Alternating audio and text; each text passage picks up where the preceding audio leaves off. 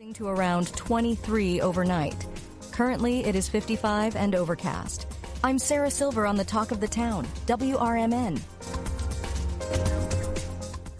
Wesley Financial Group is not a law firm. Are you a victim of the timeshare trap and think there's no way out? I'm Chuck McDowell, founder of Wesley Financial Group, the original timeshare cancellation expert. And I'm here to tell you that there is a way out. All you need to do is give my office a call. I will send you a timeshare exit information kit absolutely free, explaining how the timeshare industry works and your options for cancellation. Call Wesley now for your free info kit. Call 800-894-3737. That's 800-894-3737. My mom has taken up going to the park to practice yoga. My dad's going to a club, but not a book club, a salsa club. Finding new hobbies comes with age. My mom has started getting lost and not knowing where she's going. Becoming lost or disoriented doesn't. Confusion with time or place may be a sign of Alzheimer's. An early diagnosis can help improve the quality of life for your loved one. Learn the warning signs of Alzheimer's at 10signs.org. Brought to you by the Alzheimer's Association and the Ad Council.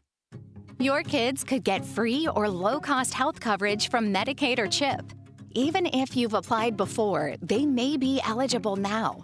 Kids up to age 19 are covered for checkups, vaccines, dentist visits, hospital care, and more. And if they already have Medicaid or CHIP, remember to renew every year. Visit insurekidsnow.gov or call 877-KIDS-NOW. Paid for by the U.S. Department of Health and Human Services.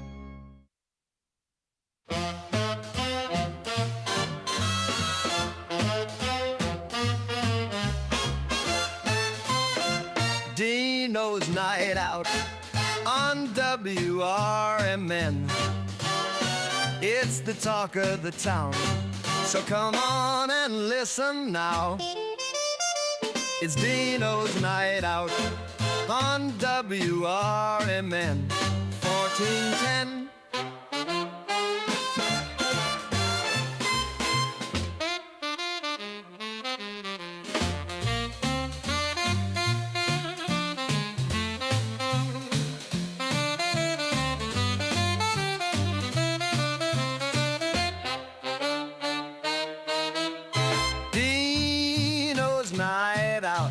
On WRMN, it's the talk of the town. And hello, everybody.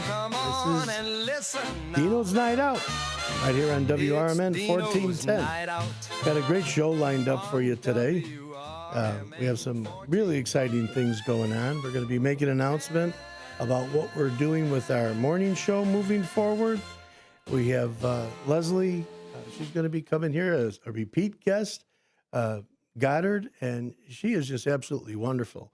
She has a way to take history and information and make you feel as if you're talking to, like she'll be doing Lucille Ball this time. You feel like it's Lucille Ball. I mean, she's quite an actress. She's quite a performer, and the way she puts things together, you're going to love it. And she'll be here live on our second hour. But our first hour, we're going to do what we always do. We're going to go through what's happening in the Fox River Valley. And our show, of course, as everybody knows, it's brought to you by Ron Onesti from the Arcada Theater, and that's oshows.com. So let me put my screen. There we go. So, again, each and every week we do this. Ron has been such a supporter of our show, such a supporter of the radio station. And we just do a brief rundown to let everybody know, hey, what's going on in the Fox River Valley? So, without going too far, we're going to get right in it. At 8 o'clock tonight, over at the Arcada, which is 105 East Main Street, that's 105 East Main Street in St. Charles, they got Paradise Kitty. And they're a band of 5 badass babes, as they're called, born and bred on Guns N' Roses, which is bombastic 1987 debut, and the Appetite for Destruction is just blow your mind. They just, I'm telling you, when you see them on stage, they're covering the Guns N' Roses and Iron Maiden, and that's Paradise Kitty and the Iron Maidens. So they're quite a tribute band. They're a little bit different than most. You're going to enjoy this one. Also in the Des Plaines Theater, on 1476 Minor Street, and that, of course, is in Des Plaines, there's High Infidelity. And they're a cover band hailing from Chicago suburbs. And they've been around, oh my God. They were a group, they first got themselves together a good 15, 20 years ago, and they've rejoined. And they'll have masterful renditions of the 1980s anthems like Journey, REO, Bon Jovi, and Boston. And they also have a special guest, The Messengers. And that's over 8 o'clock show at the Des Plaines Theater. We go down the road. We're in West Dundee now. We have Rookies Rock House, and they've got Bad Brain Shirt. Now, you know what? This one here, I don't quite get. HR is the, I guess, the brains, to use their little logo they have. But what is their best known is the lead vocalist for Bad Brains, and they're the legendary punk band. They're known professionally as HR, which is Human Rights, and they're an American musician rather, who leads the hardcore punk band. And they have special guests that are going to be there also, Dilator and Sex Dream. And that's the 6:30, the doors open, over at Rookies Rock House in West Dundee. It's a little bit different of a band, but they're always switching things up over there. And the venue is really just a comfortable venue over at the Rock House. Even Flow Music and Spirits, they have a 9 o'clock show, which is at 96 West Main Street in West Dundee. And if you haven't heard of this name before, Seventh Heaven, you haven't gone to a concert in the area. And God, all of the suburbs have heard the Seventh Heaven.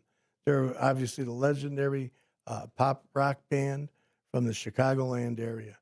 And they've been on the stage since 1985. And they are known as probably the biggest and busiest indie bands in the world. So that's Seventh Heaven, and they're going to be at Even Flow Music and Spirits in West Dundee. You like a little comedy? At the Comedy Vault, there's Isabel Hagen, stand-up comedian, and also a classically trained violinist. But as a stand-up, she's been featured on The Tonight Show, starring Jimmy Fallon multiple times. He has a new face of comedy at the prestigious Just for Laughs Festival in Montreal. So she's been around all the way from Canada to the United States. She travels and has a great little bit that she's going to do, and that's at the Comedy Vault in Batavia, 18 West Wilson Street. Right around the corner, our friends over here at the Martini Room. They're at 161 East Chicago Street. Each and every weekend on Fridays, they have Live Music Fridays. What better way to name it, right? So this time they have Infunctionists. That'll be the name of the performers that will be there at the Martini Room. And that pretty much sums up what's going on.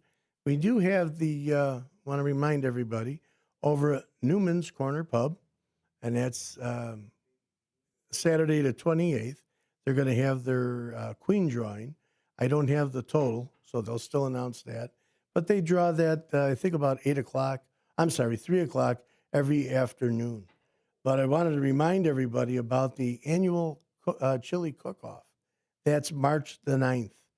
I decided to register. I'm going to make a little bit of a different kind of a chili. I'm going to make an Italian sausage meat chili. So it's going to have the hot jardiniere peppers to give it its spice and kick. And I'm not going to tell you the rest. You're just going to have to go there and check it out.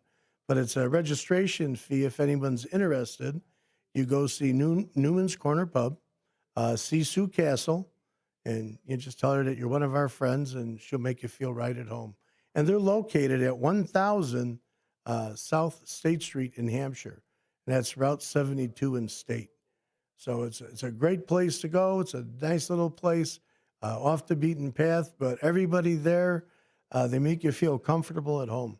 They've got a lot of respect for their clientele. They've got a beautiful board set up for the local veterans. So they definitely support our veterans, which is really important in today's day and age, I think, if nothing else.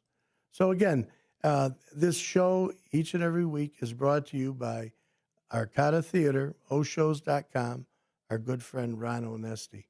So, I'm going to take just a quick break, and then we're going to talk about a few things that are coming up in the coming week. But I also wanted to, maybe have some special guests are going to come in, and I think you're going to like to see, and here's just a couple of quick stories. So we'll talk to you in just a little bit. WRMN 1410. Don't change the dial. Hang tight. Political party poopers got you down?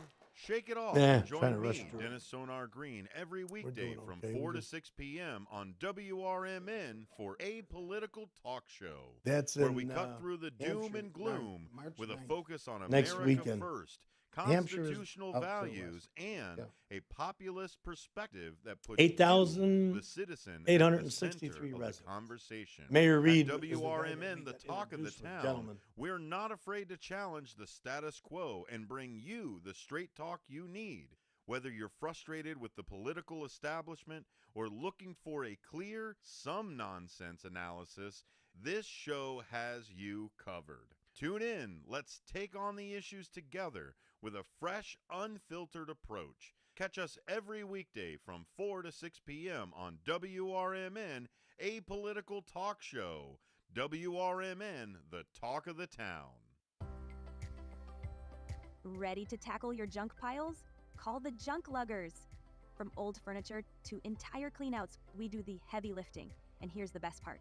We rehome and recycle as much as possible to keep it all out of landfills. Feel good about your cleanout the green way. Call 1-800-LUG-JUNK or visit junkluggers.com today for your eco-friendly, stress-free service.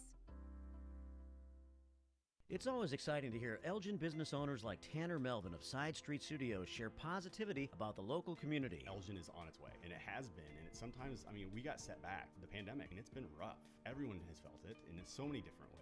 What we're trying to do is a lot of hand-holding and shoulder rubbing and being like, it's okay, it's okay. We're trying to get this town a lot more money. We're very lucky to live in this community right now. There's nothing like this around here. Feel the positive power of the first shift with me, Marky B, weekday mornings on WRMN. This is the Chef of Love, Chef Jannard, TV host and restaurateur. My grandparents harvested their land to sell food and share this overflowing bounty with our community. Grandma said, for every yam we pick, we give one away. In the world they cultivated, I love preparing and eating dinner with my family on Sundays. When our resources changed, food assistance programs sustained us. They gave me fuel to start my first culinary business at 16 years old, and inspiration to donate the extra food in my community. Through my life, I've developed an appetite to work with others to ensure everyone has access to the nutritious food we need to thrive. Together, we can help end hunger. Come on, join the movement with Feeding America by volunteering, donating, and advocating. Learn more at feedingamerica.org/act now. Brought to you by Feeding America and the Ad Council.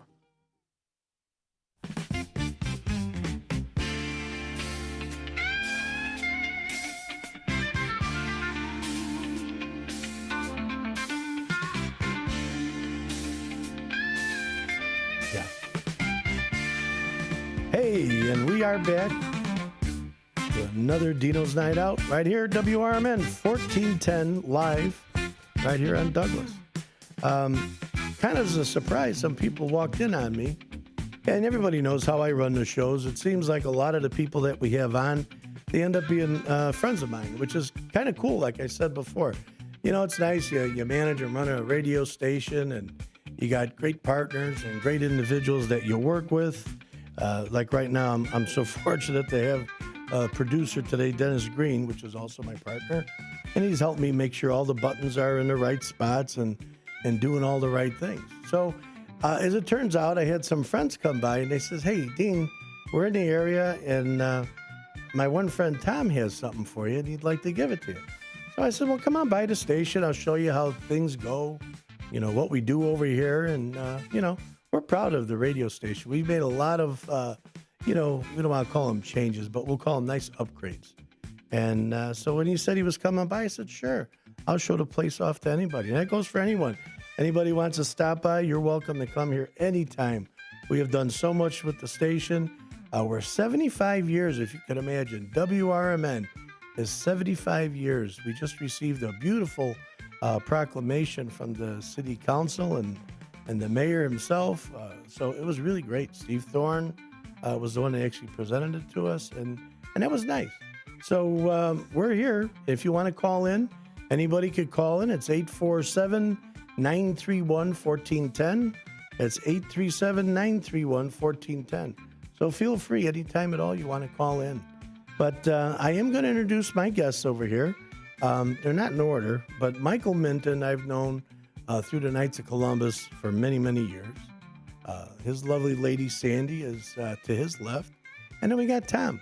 That's my good friend over here as well. And Tom is the gentleman that actually brought me this cool gift, which I'm just going to show you it. And then in a little bit, I will let Tom explain exactly what it is and how we thought it would be a nice actually gift that he's given to me, which it really is. It's actually quite a gift to be given. So, without any further ado, I'm going to move on down, liven up their microphones, and we're going to put them on the camera. And here we have it. Welcome, everybody. How you doing? Very good. Awesome. Man. There you go. So the gentleman right here to my left, that's Tom. The other one is Michael Minton, and then we have Sandy. So, Tom, tell everybody what happened, why you told Mike that, hey, I got this thing and I wanted to bring it by for Dean. Absolutely. Well, first off, thank you so much for having us on this beautiful day today. And glad to have you in the studio here. Absolutely, picture perfect. So anyway, in just a short summary, as I realized your passion for collecting, I have had a barrel-style police whistle that has been in my personal items of just keepsakes that I've enjoyed for a long time. And so as I cherish the time that I've had with you, I wanted to pass it along to you now so that you can cherish it. So there you go. And this is really, this is wonderful. This is molded from the 1800s, and I know you know just as much about this. This is like the old style, the bobbies used to carry these, the police officers in London. And I have an actual Bobby's helmet or hat. I don't know that you would call it a helmet, with the big shield on the front. And I didn't have a whistle like this at all. I had a Chicago-style whistle, which is kind of similar, but not quite. The one I have is like a knockoff, But this is the real deal, and I'm going to show you guys again. I am so excited to have this and add it to my collection.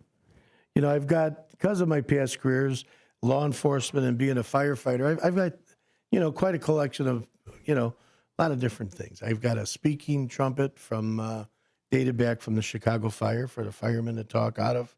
I've got all my different badges and patches of the different places I've belonged. But something like this, just the fact that you thought of me of it is really exciting. And we're going to have, Tom's going to be on another time. He's also a consultant. And where do you work at? So the name of the company is ISI, International Services Incorporated in Arlington Heights. And we primarily support anyone who's out in the field all over the country, all over this great country. So what a pleasure. Well, that's wonderful.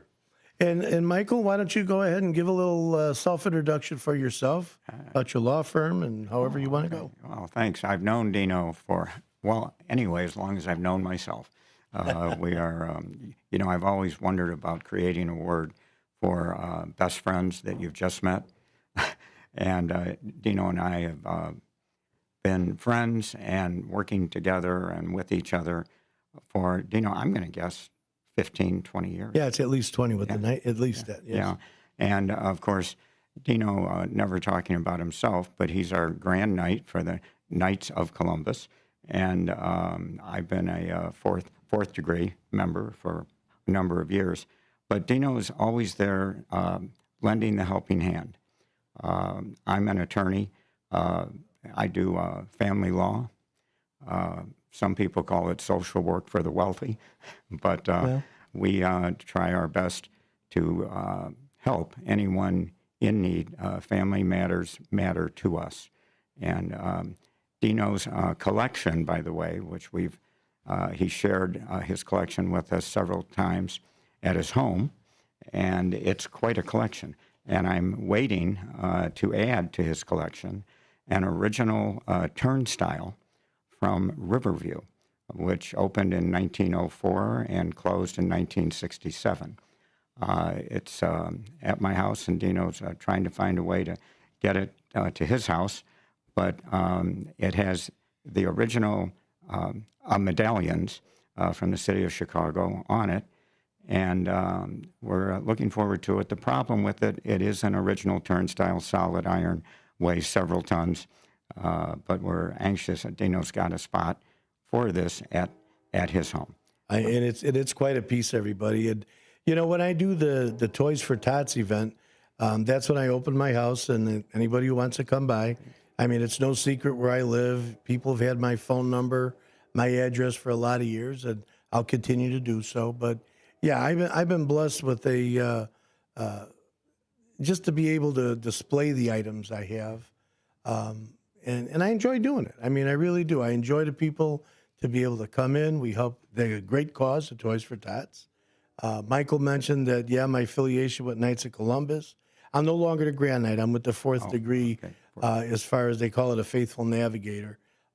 So that's all good stuff. And I worked with a lot of different charity groups, as Michael has. And Michael, you're with the Boys and Girls Club as well, I believe. Yes, we're with the Boys and Girls Club of Chicago. Correct. I'm also immediate past chair of the Hope Institute Learning Academy for the Autistic. Yeah. And I've been chair of the Hope School for the Autistic for going on 15 years. Wow, that's a good thing. And how about Sandy? Let's hear a little bit from Sandy. Give us your career and your background a little bit. Well, I don't have a lot to say. You have plenty. These amazing men and yourself, Dino, not me. are just amazing. I worked for the airlines most of my life, studied law in Michael's law office, and I have just met some of the most interesting people, including yourself. Being at your party for the Toys for Tots was exciting. Yeah. Everybody has to contribute and see your house. One of the most exciting things I love is El Capone sitting right there with behind you. the piano. Yeah. And also, if that's not interesting enough, on Halloween, you have a skeleton that plays on a piano. Yeah. It's an exciting house, which is a total reflection of who you are. Yeah. It's a pleasure to know you. It's a pleasure to be here. Thank you, and likewise. I mean, when I first met you, Sandy, and knowing that, you didn't just work for the airlines, you were a trainer, you were a manager, you've done a lot, in your career. So don't just say, I just worked for the airlines. You're very modest. And you know what? I think that's one thing, humility, and every one of the people that I do work with, even a lot of the performers that you'll see come in here, a lot of them they're sort of hand-selected. And you talk about people that are just humble. Ron Onesti. I mean, and I'm not just saying it because he supports this show, but here's a guy at Christmas time. If you don't have a Christmas gift, all you got to do is call him up and say, you know what? I got 2 tickets for you and, your guest. That's the kind of guy that he is. Ron has been helping so many people for so many years. I know Tom as well. Your charity goes deep. Michael, I mean, how many more boards are you going to serve on in the level of charity? You've had a successful law firm for a lot of years, so you're blessed that way. Sandy, yourself, you've done a lot of things. And if we're not the ones doing it, we get behind the people that are. And I think that's what it is. It's not who's up in the front. I don't want to be the guy presenting the check. I know what I did. I don't need someone camera taking a picture of us. How about it? We always back out. Oh, yeah, no, don't worry about it. We're here for the cause. And that's really what it's all about. Being here for the cause, being there in the moment, and helping so many people. But we're getting at the bottom of the hour. Okay. So I'm going to have to close us out pretty quick here because I do want to tell you what's coming up. I'm going to have our next guest is going to be Marky B and Susie C. As you have heard about it, and we got our closeout music here playing during it. The morning show, WRMN morning show, is going to start Monday, and that'll be its new title. And Marky B and Susie C will be partners. And they're going to host a great morning show. I know we have a lot of listeners, and we're even going to have more. So please, come right back when we get done with these few messages.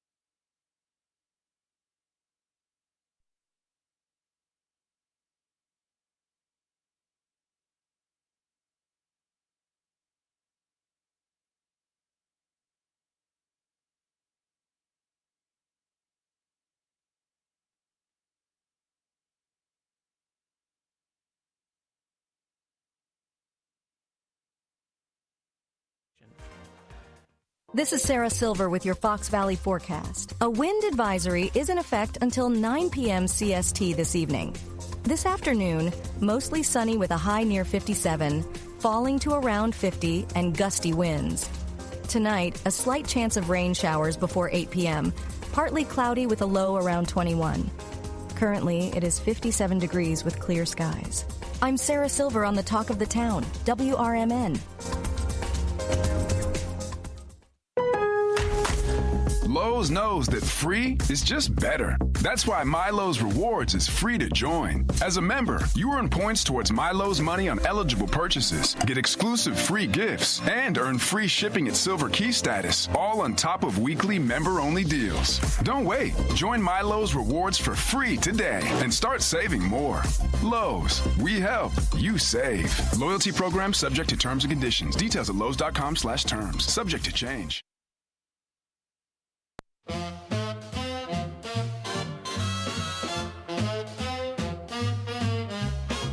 And we are back.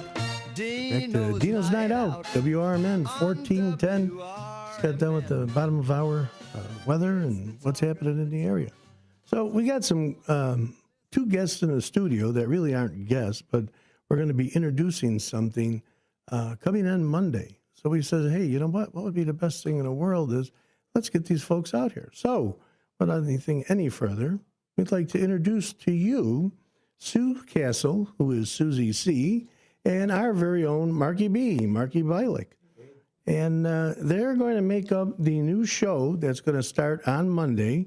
And it may be new to some people, but not new to everybody. It's WRMN Morning Show is what it's being called. And there's so many new aspects and new things that are going to be happening. And I think we're just going to cut everybody loose. We're going to get some background on who they are, where they come from, for those of you that don't know.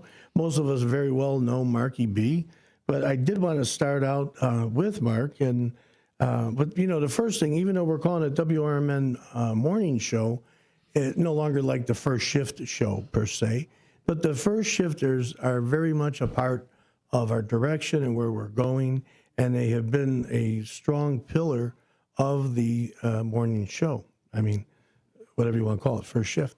So First Shift always represents, you know, your earliest shift, but really it would be your third shift because it was like the midnight people that typically work midnight to 8 or something like that. So we have third and first shifters here in a sense of the word. Mm-hmm. But it's just a great group of people. They welcome me and I've got to know them. We got so many great personalities, and that's what makes up a radio show. This is a talk show, talk radio show. Yes, we're on YouTube. So we have that little piece that people are able to see us. We'll be broadcasting on Facebook coming up soon, too. We're adjusting that music piece that tends to throw us off. So there may be a little less music than you're accustomed to, but I think replacing it with the different, in the industry, I guess they call them bits, but the different things that they're going to discuss on a regular basis, I think that'll more than satisfy the replacement. So that being said, let's go right to Mark. Mark, you know, for those who don't know, where do you really come from? I mean, what's your background? How did you get started into this industry of broadcasting? Well, I actually bounced around a lot growing up, Dean. I lived in Chicago is where I was born. Then I lived in Carpentersville for a couple of years. And then my dad was transferred, it seemed like every few years. So we went to the Colony, Texas, just north of Dallas. And then in 1983, came back to this area, and I graduated from Elgin High School. In 1988, my dad was transferred again. I went to Northern Illinois for 1 year, but then just decided for a change to go where my family was transferred to, which was Memphis, Tennessee. Even though I knew nobody in Memphis, I applied to the University of Memphis, got accepted, went there, and my whole background or passion growing up was sports. Didn't care much about anything else, honestly. And so when I got to the University of Memphis, I saw that they had a radio station on campus, and I decided I hadn't really committed to a major yet. So I decided I was going to be a communications major, and I was going to see if I could get on with the radio station on campus at the University of Memphis. And so they broadcasted University of Memphis baseball games and women's basketball games and some different sports. And the first time I ever broadcasted a game, I was like a natural because that's all I cared about growing up. So I sat in my room a lot growing up with board games in front of me. I knew all the players from watching sports and following sports. I made the lineups. I played the game, my little board game, and announced it to myself out loud while I was doing all that. So my imagination for sports became really good. And so when I did a play-by-play broadcast for the very first time, I was like, really good at it just because that was your thing. Yeah, absolutely. And so it just kind of morphed natural one thing to another. Yeah. And so what's your favorite sport that you actually participated in? What were you the best at? Probably baseball. Yeah. And that was my sport to broadcast. Okay. Too. I mean, I broadcasted baseball, football, basketball. Not so good at hockey because I didn't have that hockey background so much. But baseball, football, basketball, I was really good at broadcasting. And my favorite sport to broadcast was baseball because with that sport, because it's slow, you kind of have a chance to be more of a personality. You have to talk between pitches. You have to You can paint the picture what the ballpark looks like. You can talk about the weather. You can talk about all kinds of different things. And so you really get a chance to develop your personality a little bit in baseball. Whereas basketball moves so fast, you're busy calling the game most of the time, and you don't have time to fill in other stuff. So all that dead time in between, that's how you like honed in your skills where you always know. Like you listen to the show, how many times I've complimented you. You work in here sometimes all by yourself, especially at 6 a.m. when you start up. And you're just talking to yourself. I mean, it's hard to carry a conversation, and maybe you're not getting calls on that day. So you got a lot of, prep that you're reading off of and that you're trying to keep the show going. But, it's like you're alone. You're just talking to yourself. Yeah. So that's kind of neat that you got that background. So that made your skills well, evidently, because look where you are today with, the way you put out the show is great. Yeah, and I know that we were going to talk some about the first shifters and the fact that when we started doing social media with Facebook originally several years ago, and moved down from the upstairs studio where I could see out the window, it started to make a huge difference because I would get people checking in every day on Facebook. At the time, they would send me text messages on my cell phone. I would see people driving by. And so in addition to what I prepared for the show every day, I could bounce off the people that were checking in with the show every day. And I could tell I was slowly developing a bigger audience all the time by the increased number of people that would check in every day. And so it was nice. And so I always felt like I had a co-host as far as my listeners being that co-host for all that time. Shifters, absolutely. Yeah. Right. And I like to call it the first shift because, it's a show, but I wanted, I know I was talking to a lot of working people. And so I wanted to just be thought of as another working person. I'm here, and we're all hanging out together, starting our first shift. And that's where that came from. Yeah, that's great. That's wonderful. And we're going to continue, like I said, hopefully the first shifters are going to stick with this, and they're going to stay and say, hey, I like what I'm listening to. I think it's going to go well. And what about you, Susie? What brought you into this? I know you've got a big Facebook presence, and, what made you say, hey, I want to get into this broadcasting bit? Well, first and foremost, I'm a professional talker. I mean, my kindergarten report card said, hey, she talks too much in school. So, that should have told you right off the bat. And I think every report card after that. No, I've just always been in customer service or serving people, or now I've been managing bars and bartending. And I just love interacting with people. I love talking to people. I love knowing about them. I love helping them. I love hearing about their family. I love bouncing off of people.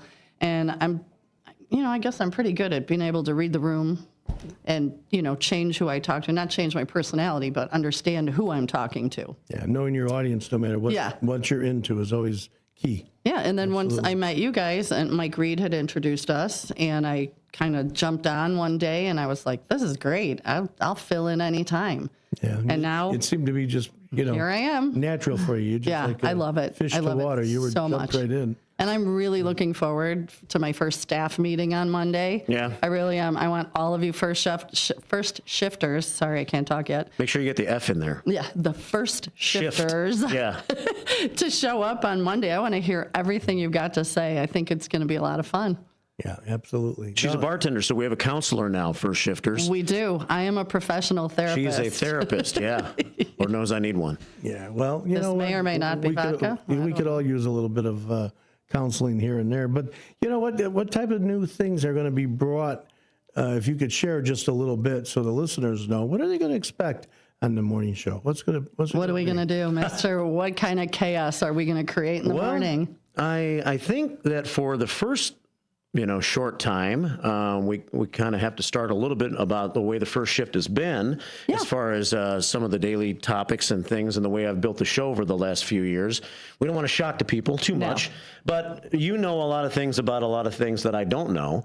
And I think as we get to know each other more, we can start to integrate more of the things you'd like to have on the show. Dean, I know you and Sonar have put together some ideas of some things that you want us to integrate into our show. Yeah, there's a format, there's a basis, there's I don't want to say that we want it to be structured, because you always want to have the back and forth to go wherever it's going to take you, depending on the conversation, depending on the caller. But as a general statement, we're trying to be the community broadcasters, and going back, celebrating our 75th year we want to bring it back to people are going to count on listening to WRMN and say, hey, I'll hear about the school closing, or hey, so-and-so's, like right now, it's a election year and it's election time. So, yeah, there's a lot that's going on. But really, the morning show isn't going to be all about politics. Now, if somebody wants to bring up a political issue, that's fine. But there is so many other items that can be talked about. And Mark, you even said that, politics shouldn't be on a morning show in the beginning. You had said that.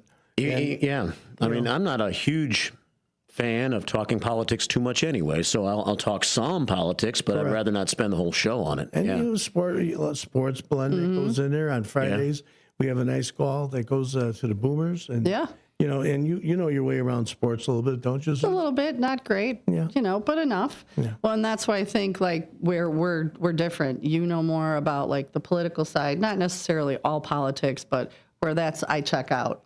I mean, I'll listen, but I check out. I look forward to getting more out into the whole Fox Valley area. I want to drag everybody in here with me from, Batavia, Geneva, St. Charles, Wasco, let's go, Hampshire, Gilbert's, Burlington. I want to just drag everybody I know into all of these conversations. Tell us what's going on, where we could send people, wait, you've got what fest, or you've got this going on. I want this to be, at least for me, I want to see how far we can really, really reach. And bring some fun. Yeah. Not that you're not fun. You are very fun. But I'm just saying, when we're talking and somebody's like just for example, Hampshire, and I'm just only going to use that because I know when their fest is. In August, we have Coon Creek Days. And that's a great family fest. So if we've got other fests in town, South Elgin, let us know, because I want to tell everybody, let's all meet. Let's meet. First shifters, morning crew, shows, let's all meet and have discussions at these fun things. And that was our introduction to Mayor Reed. I mean, through Mark knew the city manager. And they had said, hey, look, we're going to have this. And a parade was going on, remember? Yeah. And we said, oh, yeah. Yeah, all right, let's give it a shot. And we did our first live broadcast there. I jumped right off the float and right up into the mic. And everybody was so welcoming. For the 8,863 residents. I still remember that number. I know. That's a great number. But, you feel like every person is there. Yeah. And whoever has anything to say or interaction, I mean, one's nicer than the other. Yeah. And we felt this by going to other communities. We've been in Burlington. We've been in Pingree Grove. We've been in Gilbert's. So, to your point, that is our real goal, is to stretch this even further beyond the Elgin. And Elgin's very important. 6th largest city in the state of Illinois. Of course. This is our roots. They've taken nice care of us. We have a lot of specialty shows that we run here. But one of the things we're going to start doing is having mayors from different, communities and share what's going on, just like what you're saying. Grab some of the Chamber of Commerce people that know the heart of what's going on. Exactly. Right now we have, Elgin's Chamber, and she does a wonderful job, Carol Gieske. And then we have Jeannie Mayer from the Hampshire area. Love Jeannie. Which we belong to both now. And then I joined that Metro West. Which good. So I'll see you on April 24th. Yeah, I'll be at the next meeting. That'll be very cool. Yeah, but it's an exciting thing, even reaching as far out to Aurora, because WBIG is no longer. You know that, right, Mark? Yeah. So if we reach even Aurora through our app, you could be anywhere. Derica calls Mark every time. From Australia. Love me some Derica. How do you like that? Yeah, I love it. The first time I was on by myself, she made sure she called in, and we talked all about Christmas in Australia, because I have no idea what Christmas, and then I wanted a Christmas Joey. Oh, okay. And we sang, I Want a Hippopotamus for Christmas. She never heard that. So it was pretty cool. Like, you tell me, and I'll tell you. Oh, and we played Dominic the Donkey, because she'd never heard that either. And that, once you hear that gets stuck in your head forever and ever and ever. But our outreach is really what it is. We want to make it, bigger and better than ever. And Mark, you've done a great job with, promoting us and bringing us to everyone's radio. I'm so excited to work with you. I really am. Well, I'm excited to work with you too. Trying to simmer down. When I first started working here, a lot of people were asking, what radio station is that? Where are you on the dial? And I would say, well, it's AM 1410, and they'd give me this look. 1410. I said, you know what? It doesn't matter. Don't pay attention to where it is on the AM dial. Just find it. If you like it, you'll find it, and more people will start to like it. And not only that, that's not the only way you can listen. So we don't need to be thought of. It's nice to have AM 1410. Yeah. But we're WRMN. It's a lot more than AM 1410, especially now with YouTube every day. Yep. The fact that we can show pictures and describe what we're looking at, and everybody sees it that way. Or the listeners that listen on the show every day when they travel on the morning show and they're down in Florida, they're in Tennessee. We have listeners all over the place, as you mentioned, Derica from Australia, but because of the app. Yeah. And so, when you get stretched away from Elgin, sometimes the AM dial fades. Oh, it does. It fades for me, so I have to listen to it either on YouTube or the app. So people get the app. I mean, didn't you, don't mean to interrupt, but didn't you get a really good video from Florida about banana peeling on a boat? I did. See how this works? My morning show listeners, that's right. They were out on their boat, and they had a whole thing about how to peel that banana, and I thought that was great because they could take us on vacation with them.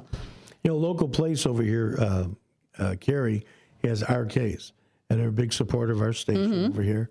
And what they've been doing, and I understand Newman's does it now as well, or maybe you've been doing it, but they have those little, what do you call them, koozies? Yeah, the koozies. Yeah, RKs will use a baseball hat or something. And wherever they have, like, their listeners or their patrons, I guess they wouldn't be listeners, their patrons go, they'll put the hat and they'll put it by wherever it is. Yeah. And like RKs was all the way out there as well. Yeah, we do it. We give out our koozies, and our koozies have been Mexico. And I don't show who it is because sometimes I don't know who they're with or whatever, but they'll send me a picture of, like, a beer or whatever. So we've been all over the country, and they'll post it on our Instagram, and it's really cool. What we wanted to do and what we should do there, but it's kind of cool here if we start doing little giveaways like that, we can hang up a map. And when we're getting, all the places if somebody's like, hey, I listened to WRMN in wherever, New York, we could pin New York, or just something fun to see how far we go. Yeah, that sounds great. We're probably getting close to the top of the hour over here. So I want to make sure we have everything in here. Mark, can you think of anything that we didn't mention that we want to bring up over here? Just the fact that we have, for years, also had a lot of guests on the morning show, and we're going to continue to do that. It's not just going to be me and Susie every day. It may be us every day. And, and if I can interrupt, that goes for Jake's, too. Yeah. Jake's has been coming in on Fridays, each and every Friday. So it's like, the show is both of yours, okay? You guys got equal parts. You do your thing. But by Jake's coming in, he's a co-host or a special guest. Yeah. And we get the phone call in, on the sports, and other people coming in. But go ahead. I don't want to. Well, I was going to say, I've been doing this for 8 years now, and the first shift's gone through so many different phases. I've had so many different guests.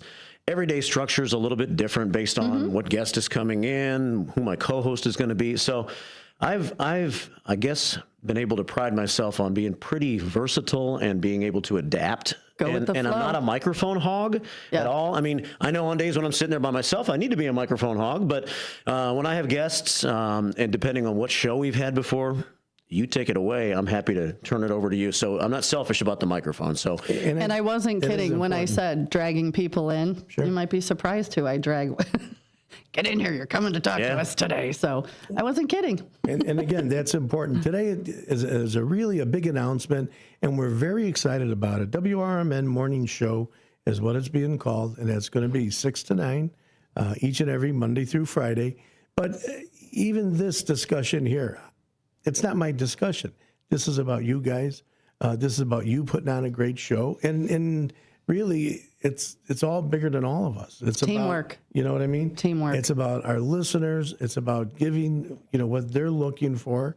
And a lot of what we've structured and some of the changes we've, asking to be implemented, and we're going to give them a try. Maybe they'll work, maybe they'll stick, maybe they won't. But we listen to the people that listen to us. So really, those of you listening, please give us a call anytime at all. We always have our call-in line, 847-931-1410. We're not taking calls today because I wanted to make sure this was Marky B's and Susie C's time. I wanted them to be introduced to everybody. I wanted everybody to know what was going to be happening, and no shocks, no surprises. But this is really very, very exciting. I mean, I sometimes I say, boy, Dean, you don't sound too excited. I'm excited. You got no idea. I'm excited, but I want to hear about from you guys. You know, and what about you? So is there anything more that you want to add for us?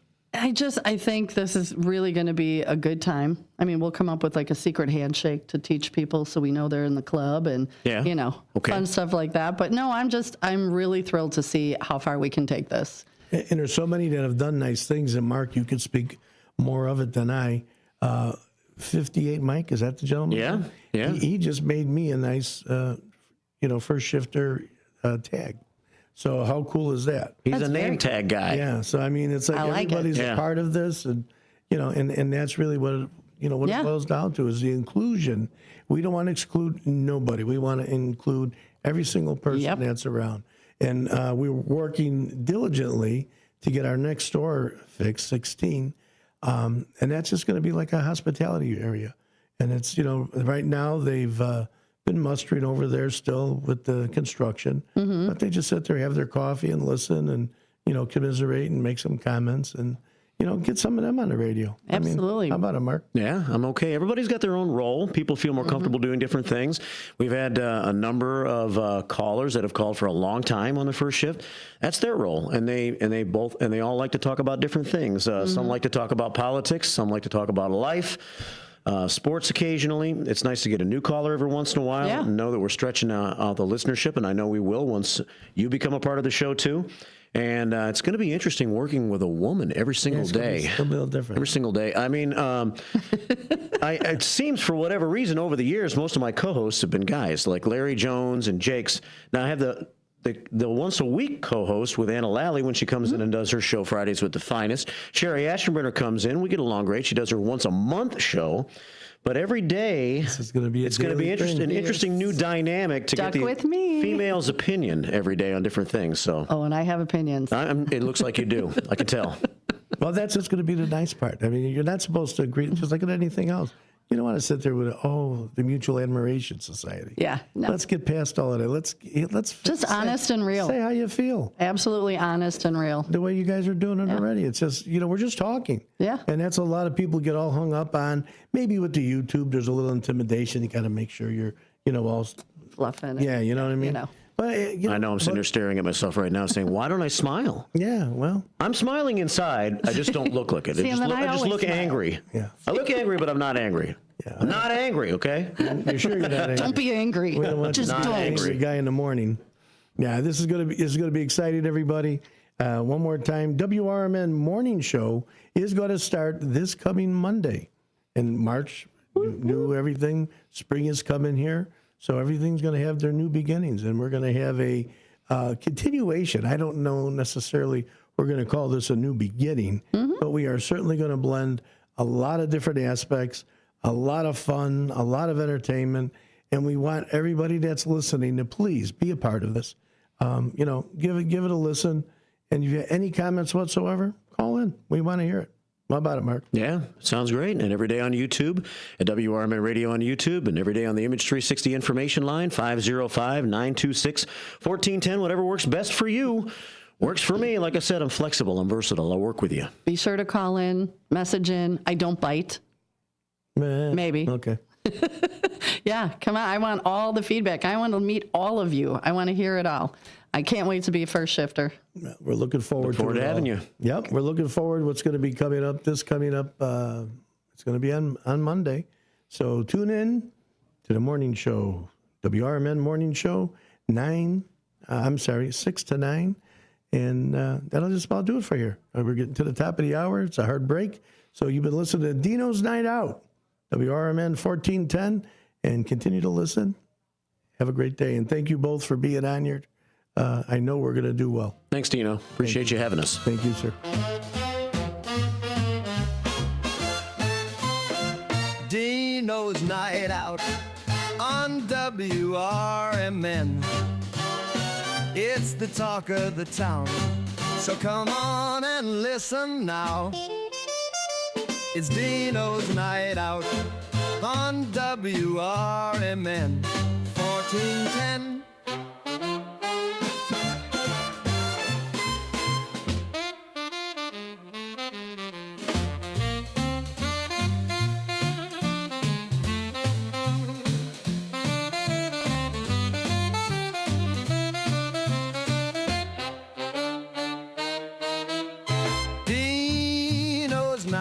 Night Out on WRMN. It's the talk of the... Saturday night from 5 to 7 p.m. on WRMN AM 1410.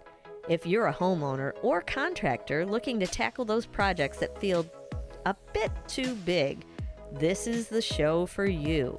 Join Eric along with his knowledgeable guests as they dive deep into everything from DIY renovations to creating a healthy home environment. We'll provide you with the tools and tips you need to complete your projects with confidence and ease. But it's not all work and no play. We believe in having fun. Our passion for home improvement shines through as we help you save time, money, and reduce the stress of DIY. So whether you're a seasoned pro or just starting out, don't miss Around the House. Tune in every Saturday night and let's tackle those home projects together. Your hometown radio station since 1949. We are WRMN AM 1410, Elgin time, 3 o'clock. This is WRMN News. Hello, I'm Dennis Green. A jump in jobless claims has led to a drop in consumer confidence. News Nation's Brooke Schaefer reports Americans are concerned about their jobs as layoffs hit all sectors and some big names. High-profile companies like Starbucks and Facebook's parent company Meta, they've already announced job cuts this year. Some think that this week's spike in unemployment could be because of those corporate layoffs and severe winter weather. In the coming weeks, economists should be able to tell what, if any, impact those federal layoffs had on these numbers. Consumer confidence numbers have dropped by the most since August of 2021. Americans are growing more pessimistic about the future of the economy, with inflation and President Trump's tariffs top of mind. Files regarding Jeffrey Epstein released by the Justice Department revealed no new bombshells. News Nation's Tom Dempsey reports at least one lawmaker isn't happy with the slow drip of information. Representative Anna Paulina Luna, she's a Republican from Florida. She posted to X voicing some outrage with this, saying this is not what we or the American people asked for. Get us the information we asked for instead of leaking old information to the press. More than 300 pages of newly declassified documents contain information like Epstein's contact list, flight logs for his private plane, and a list of victims' names and phone numbers. The DOJ said that the files will be released in phases. Attorney General Pam Bondi called for the release of all documents, calling on the FBI to have them by her today. For WRMN News, I'm Dennis Green. WRMN News, produced in Studio 14 by the River Media Network.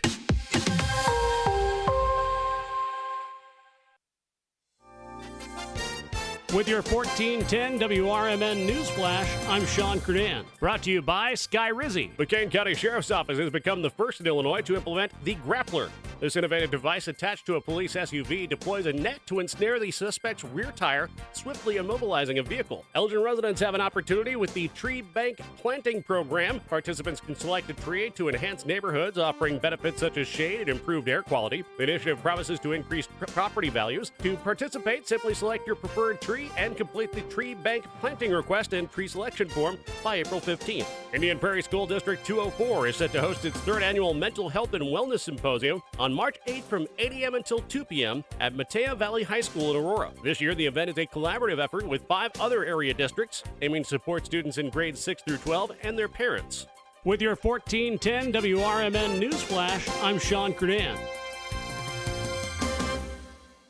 Dell Technologies is celebrating with anniversary savings on their most popular tech. For a limited time only, save on select next-gen PCs like the XPS 16, powered by Intel Core Ultra processors and more. Plus, curate your dream setup with great deals on select monitors, mice, and more must-have electronics and accessories. When you shop online at Dell.com/deals, you'll have access to leading-edge technology to match your forward-thinking spirit and free shipping on everything. Again, that's Dell.com/deals. Drivers who switch and save with Progressive could save hundreds. With that kind of money, you could go big time. The next time you're out to dinner with friends, you can order the shrimp cocktail for the table. And maybe you'll realize it only comes with 4 shrimp after you've already given away 3, but that one shrimp will be so good. And if you switch and save hundreds, you could get shrimp all the time. Switch to Progressive and you could save big time. For shrimp, Progressive Casualty Insurance Company and affiliates, not available in all states. Potential savings will vary. This is Sarah Silver with your Fox Valley forecast. A wind advisory is in effect until 9 p.m. CST this evening. This afternoon, mostly sunny with a high near 57, falling to around 50, and gusty winds. Tonight, a slight chance of rain showers before 8 p.m., partly cloudy with a low around 21. Currently, it is 57 degrees with clear skies. I'm Sarah Silver on the Talk of the Town, WRMN. Lowe's knows that free is just better. That's why MyLowe's Rewards is free to join. As a member, you earn points towards MyLowe's money on eligible purchases, get exclusive free gifts, and earn free shipping at Silver Key status, all on top of weekly member-only deals. Don't wait. Join MyLowe's Rewards for free today and start saving more. Lowe's, we help, you save. Loyalty program subject to terms and conditions. Details at lowes.com/terms. Subject to change. This is the story of the one who, as a maintenance specialist for a historic high-rise, knows that vintage charm historically needs constant attention. Which is why, when it's time to upgrade turn-of-the-century mechanicals, they turn to Grainger. With easy access to 1 million-plus products and the scale to deliver when and where you need them, the right tools and supplies are never far away.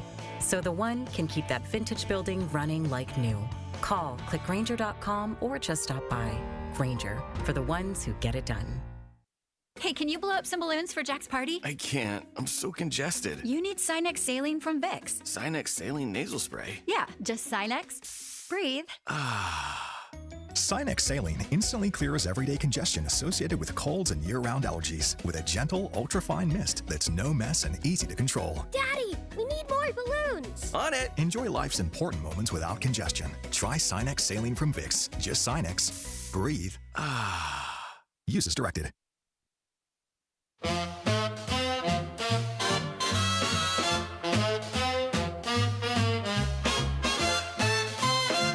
Dino's Night Out on WRMN. It's the talk of the town, so come on and listen now. It's Dino's Night Out on WRMN 1410.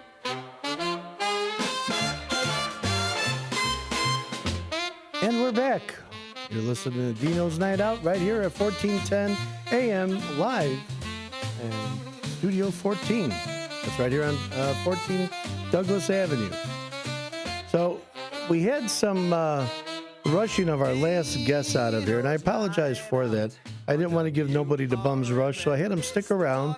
They were just here watching Marky B and Susie C because they were on a tight schedule. I had to get them on our past segment. I had to get them in, get them out, because they're going to other places as well.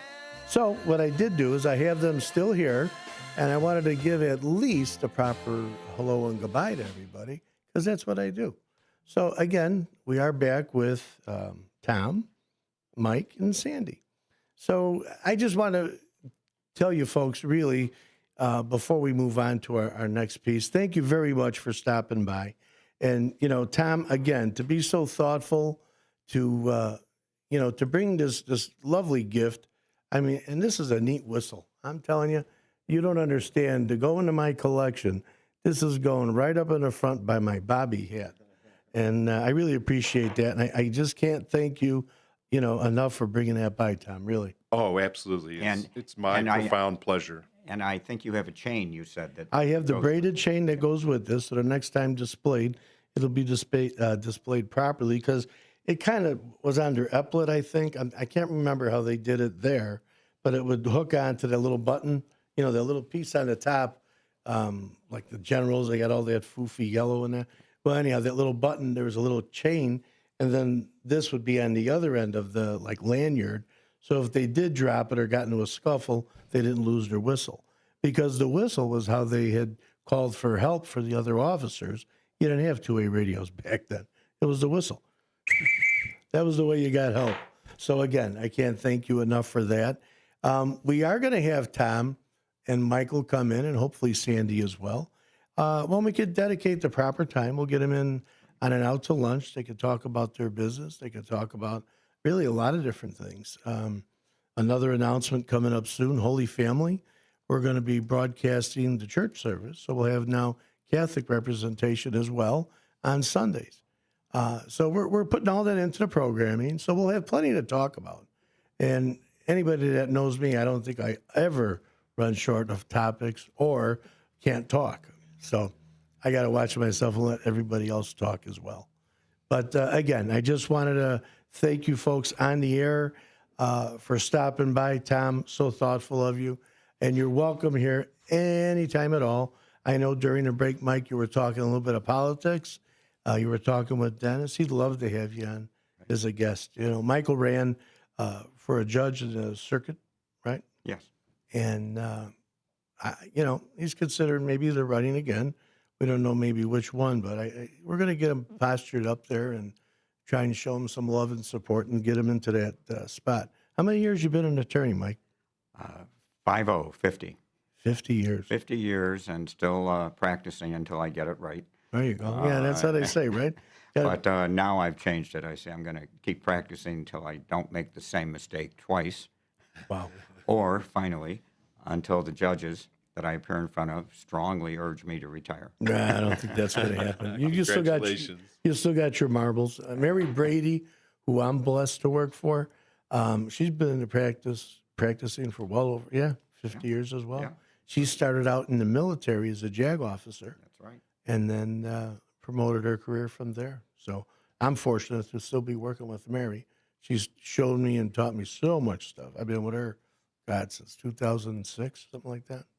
So yeah, the few matters that I've had with Mary, she's an incredible listener. I mean, she listens. She's not thinking about what she's going to talk about next. She listens to the person who's speaking with her. And I've always explained, and I usually end with the words silent and listen.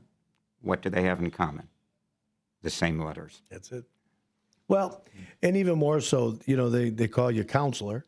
And if you're any good at your profession, you realize that being a counselor, actual counseling people, discussing, finding out what the need is, and having that personal touch, that's more what the job is than getting into the legal books and presenting your case. Everyone's a person, right or wrong. You're right on, and it's most of the people forget, but the Juris Doctorate awards you a degree as an attorney and counselor at law. There you go. Yeah, the Esquire, there's all kinds of different things they label the attorneys as. The only joke, what's the attorney joke? What's the difference between a crime scene when they investigate it, when a deer gets hit by a car, or an attorney? Skid marks. That's it. I knew you knew that one. Yeah, there's always skid marks for the deer because they tried to avoid them. Unfortunately, in your profession, Mike, people still look at a lot of attorneys that way, but no, it's not true. I know your practice to be a good practice. In fact, from our firm to yours, we've exchanged, different cases that we could in different matters. That wasn't our forte, but that was something that you were able to handle. So, again, I just want to thank you folks for coming on. Sandy, always looking good. Thank you for coming on. Thank you. And we have to talk about more than just, I just worked for the airlines. Yeah. It's a great job. Once you work for the airline, you never want to leave. There you go. Because you love every day that you go into work. Excellent. How about it? Michael, thank you very much. Tom, thank you. Thank you all for being here. We appreciate it. Thank you. And that was our guest. I mean, this was something that just kind of shocked me and surprised me. They were here. And I said, well, come on. I had a few things that I was going to go over. Obviously, we have the different events that are happening within the Fox River Valley that will resume in a few moments. But you never have enough time to stop, right, for when a friend comes by. And a group of friends come by and, something like this. I said, well, come on. Let me show you around. And They actually got a lot to talk about, as you heard. I mean, I was glad that they joined and chimed in as they did. So we could always adjust the show. So it's never a problem. So I just want to thank them one more time for being here. It was great having you, on YouTube as well. So you have a little momentum that we're going to cut up, and we'll make sure that we get a copy of that to you. So we're going to move on with our show as it is now. And again, our show is brought to you by Ron Onesti, Arcata Theater, which is oshows.com. We go usually the second half. I try to address what's going on Saturdays. So let's see if I got it right. Look at that. So here's we got the Arcata Theater on Saturday, and we're already into March. March 1st is Saturday. I can't believe it. So anyhow, March 1st, 8 p.m., 105 East Main Street, right in St. Charles. Josh Turner. He's got some timeless songs like Long Black Train and Why Don't We Just Dance.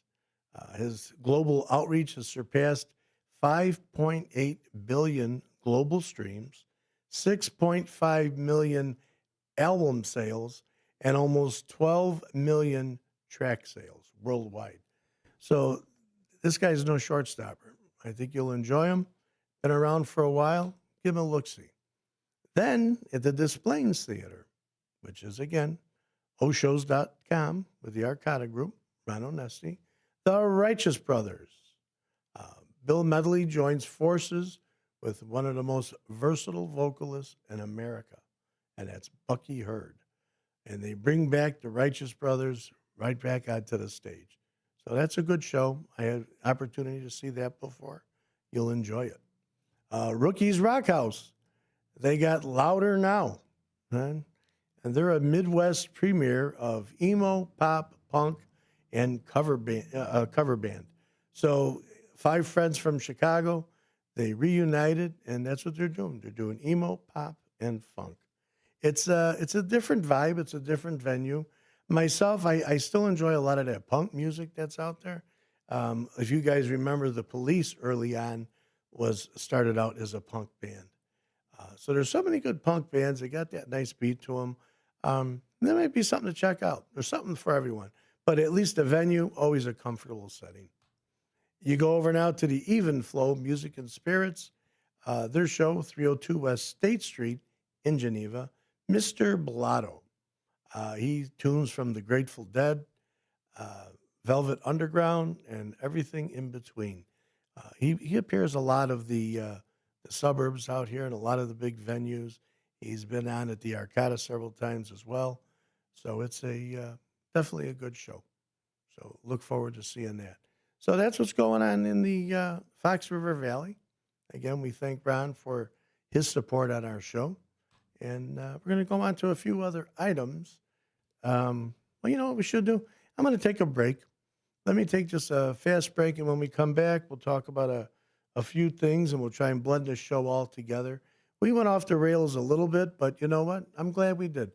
I think we still were able to do what we needed, and I hope everybody is satisfied with what we had to offer. So we'll come back. You're listening to WRMN 1410. That's on the AM dial. Listen on the app. If you want to call in, it's if you want to call in, it's 847-931-1410. We're streaming this live on the YouTube, and pretty soon it's going to be on the Facebook as well. So we'll be back in just a few short moments. If you turned 65 recently like me, it's important you find a Medicare Advantage plan that gives you the coverage you're looking for. But finding one can be difficult. The best thing I did, and I suggest you do the same, is call a licensed insurance agent and let them walk you through your Medicare Advantage plan options. There are so many benefits you have access to, so make the call now and let the representatives explain everything to you. Our licensed insurance agents can offer you a variety of Medicare Advantage plans. Plus, the call is free, the information is free, and there's no obligation to enroll. We're here to make it easy for you to select a Medicare Advantage plan that may work for your needs. Finding a Medicare Advantage plan can be easy if you do what I did. Make a quick call right now to learn more. Thank you. 800-433-3082. 800-433-3082. 800-433-3082. That's 800-433-3082. Sometimes I struggle to get to sleep. My body stopped for the day, but my mind is still running. So I take ZQuil. ZQuil, the world's #1 sleep aid brand, has a range of non-habit-forming products to fit you and your family's needs. Invest in a great night's sleep for the best you tomorrow. I'm awake and ready to take on anything. Better days start with ZQuil nights. Explore our products at ZQuil.com. Use as directed. Keep out of reach of children. Chicago defense attorney Mark Schieblo has co-authored the book titled DUI Jury Trial, which is a true story of a DUI case that he defended. The accused was an Illinois truck driver arrested for driving under the influence of alcohol. This book contains facts about the case from the date of the arrest up to the jury's verdict, and this nonfiction novel also includes the transcripts from the jury trial itself. The book DUI Jury Trial is now available on Amazon.com and BarnesandNoble.com. You said you'd never buy your kid candy from the checkout aisle. Or forget extra diapers. And never give in to a meltdown. You'd never lick your thumb to clean their face. Never let them have too much screen time. And never bribe them for just one more bite. You say you'd never let them out in public without their hair brushed. Never, ever become a minivan mom. And you'd never give them your phone for a quiet dinner. Calling boss work phone. So when you say you'd never leave your child in a hot car, no, it can happen. Cars get hot fast, and kids can be at risk in temperatures as low as 60 degrees Fahrenheit. Never happens. Before you leave the car, always stop, look, lock. Brought to you by NHTSA and the Ad Council.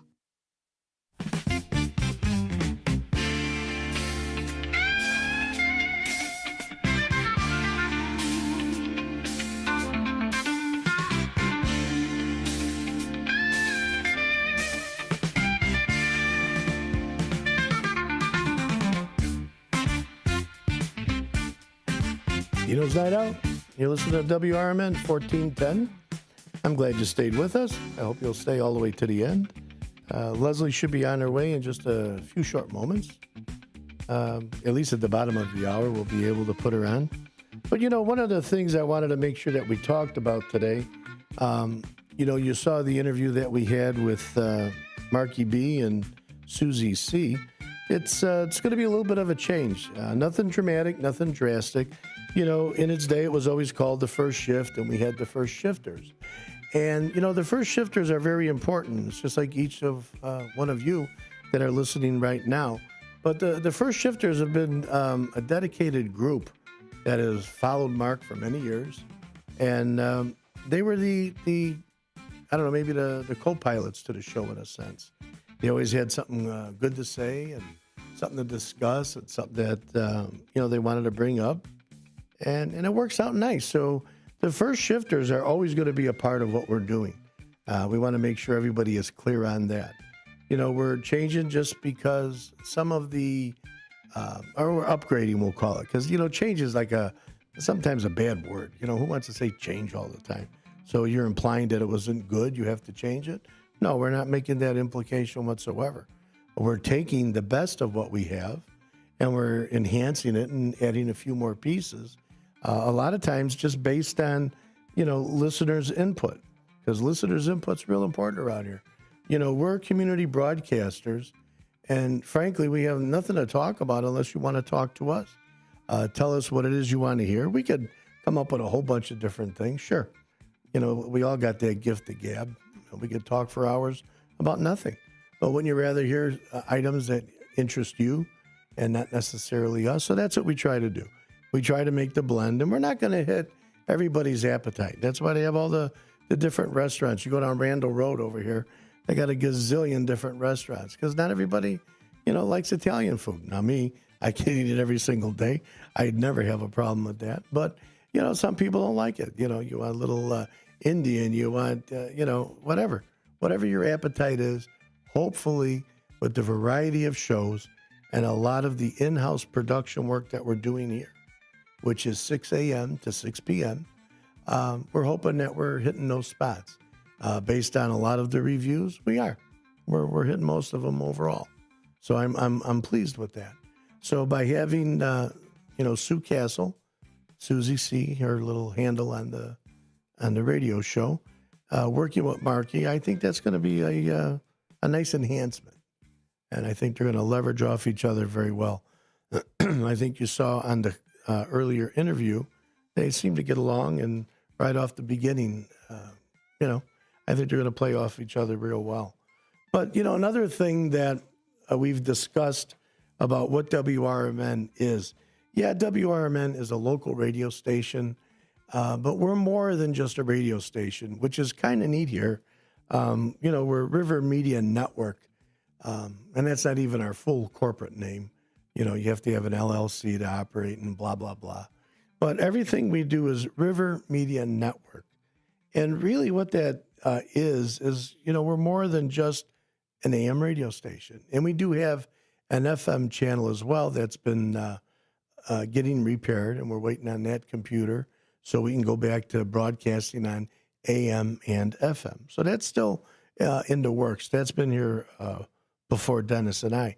In fact, this is now about a year. March 1st will be a year that Dennis and I started making different modifications to what's going on over here at WRMN. Personally, I'm very proud of the results. I hear good results, or good comments, rather, from people of the same. So that's kind of a good thing. But as far as the River Media Network, what that represents, that's everything tech and media. If you're looking for a website, we have the ability to build you a beautiful website. We have the staff that is just amazing for all those items. They do hosting, design, and that like social media presence. If you need a nice social media presence, we could build that for you. Everybody says podcasts and different still shots, flyers, graphic design, mini documentaries. Those are all things that would fall under that. We've been blessed to have a contract with the city of Elgin. Someone Knows Something, and that's a cold case podcast that's put on through the Elgin Police Department. Chief Anna Lally and their detective crew have been investigating a lot of cold cases, and we've been following along, and it's an audio piece, and so we have a podcast for it, and we've been broadcasting it every time they do a new episode, and you'll want to stay tuned here, WRMN. You can get it on YouTube, or just go to the website, WRMN1410.com. You click on it, and it'll drive you to wherever you want to go. If you want to catch a live show, if you want to just see what's going on in our social media, that's your navigation point, and that'll get you to where you want to go. So hopefully that'll answer all of your questions. And if it doesn't answer your question, you can call over here at the radio station anytime. Call us on the air, 847-931-1410. 1410. I'd love to take a call from you. If you want to text us, you're more the bashful type, send a text, and that's 505-926-1410. The best thing is you could chat while we're on here. Like right now, we have a chat coming in. Michael Reed, the mayor from Hampshire, says, looking good and sounding good, Dino. Yeah, I got that from the mayor. That just a little something on the chat. So I'm not the best at navigating all this chat stuff over here, but there was a couple others that came through, but I clicked the wrong button and I lost it. I'll tell you the truth. But I am getting better at it. And, thank God the guys here, they're the ones that put together this River Media Network. I can go out and talk to you about it, tell you how we're going to build it and what benefits you would have from us building it. You want to advertise on our station.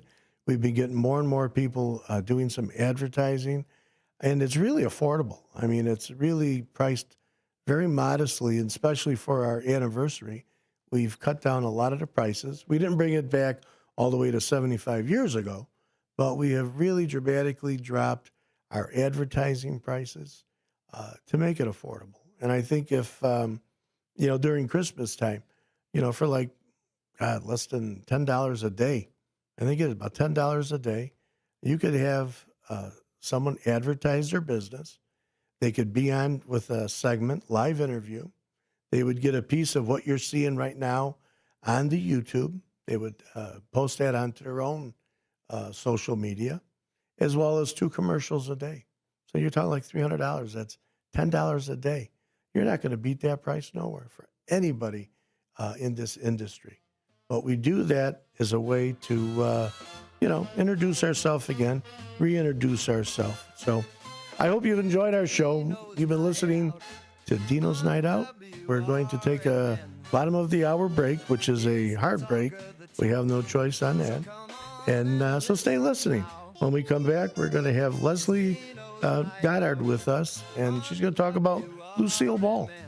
So stay tuned. See you in just a little bit.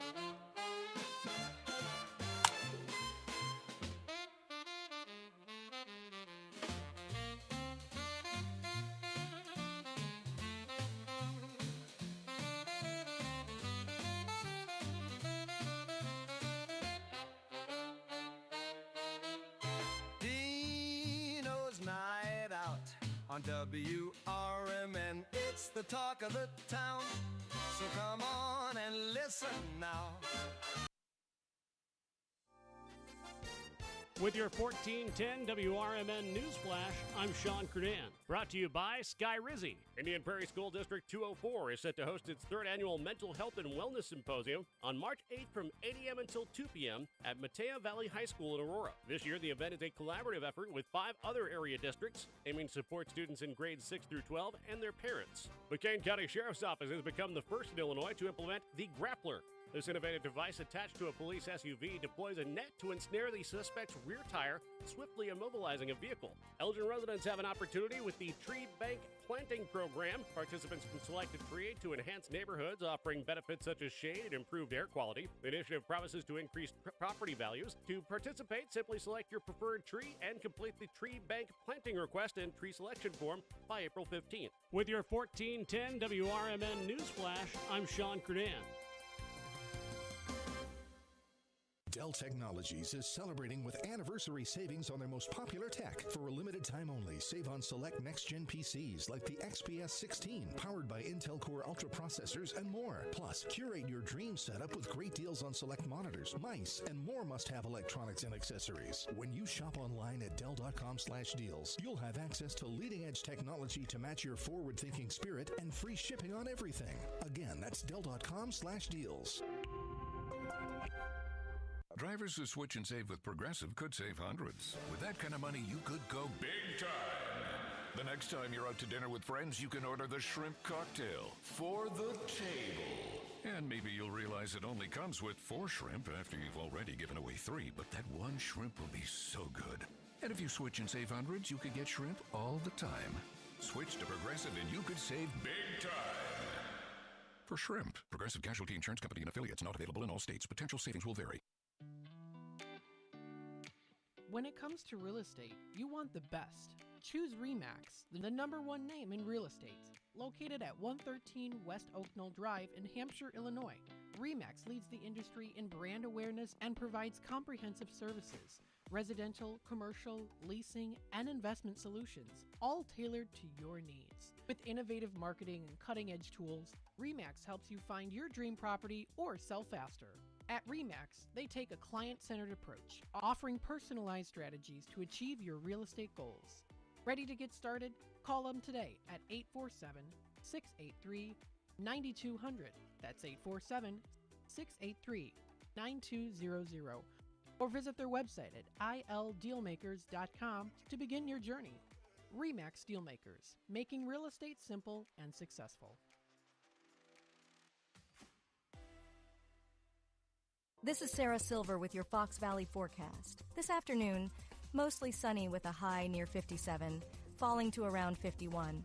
Windy with gusts up to 50 miles per hour. Tonight, a slight chance of rain showers before 8 p.m., then a slight chance of snow showers. Mostly cloudy with a low around 21. Currently, it is 56 with clear skies. I'm Sarah Silver on the Talk of the Town, WRMN. Is that a new Samsung Galaxy A15 5G? Yeah, I got it for free when I joined Cricket Nation. Sounds pretty great.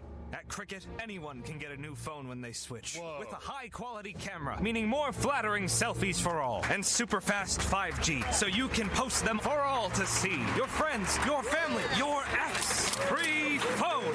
Free phone! Okay, I'll switch. Welcome to Cricket Nation. Cricket 5G is not available everywhere. Must bring your number to Cricket on a $60 a month voice plan. First month service charge and tax due at sale. Fees, terms, and other restrictions apply. See cricketwireless.com for details.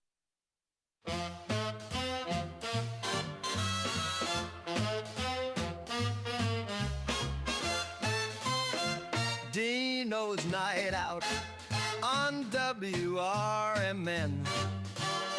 It's the talk of the town, so come on and listen now.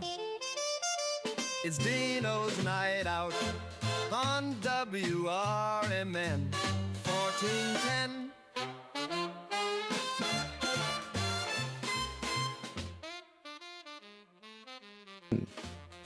Back half of Dino's Night Out. I was getting a little worried about Leslie going to make it, but she made it. So we got a great guest in studio, Leslie Goddard. Did I say it right today? Oh my God, I said it right. I love it. Perfect. So without any further ado, we're going to get right into things. Leslie has been here before.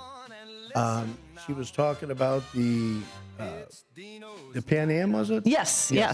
Pan Am Stewardess. She did her Pan Am Stewardess piece, and it was awesome. That was at the Fringe Festival, I believe. Yep. So here, we're introducing to you right now. This is Leslie. Say hi to everybody, Leslie. Hello, everyone. Nice to be here. Yeah, it's your second time. Yeah. And we had great comments from the last time you were here. And I do want to put out the phone number, 847-931-1410. That's the studio phone line if you'd like to call in and talk to Leslie. She could tell you a little bit more of questions that you would have. But go ahead, Leslie. Let's hear a little bit. Tell us, you're working on Lucille Ball now. Is that I correct? am. This is a new portrayal. It just debuted last fall. So it's up and running right now, and I'm presenting it throughout the Chicago area, quite a number of libraries. I just came from doing it at a retirement community. I'll be doing it at the Gail Borden Library in April, but I understand that one might be sold out. But don't worry, there's lots of other dates. I'm doing it quite frequently. And it's based on the life of Lucille Ball, although I always tell people it's not really an impersonation. It's a historical portrayal, which is probably a meaningless distinction, but It is evoking who she was as a person. I do have a red wig. I've got the long eyelashes and the bright red lips, and I have a great dress that I wear.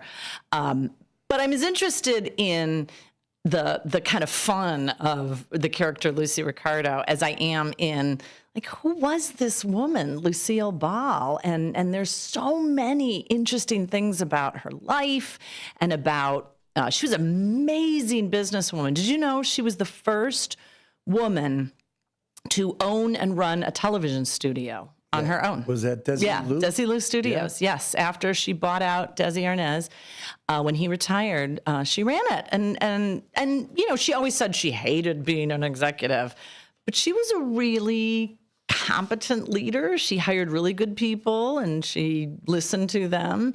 And she was not afraid to make big decisions. Most notably, and here's a fun little bit of trivia for you, she is the one who gave the green light to a little television show you might have heard of called Star Trek.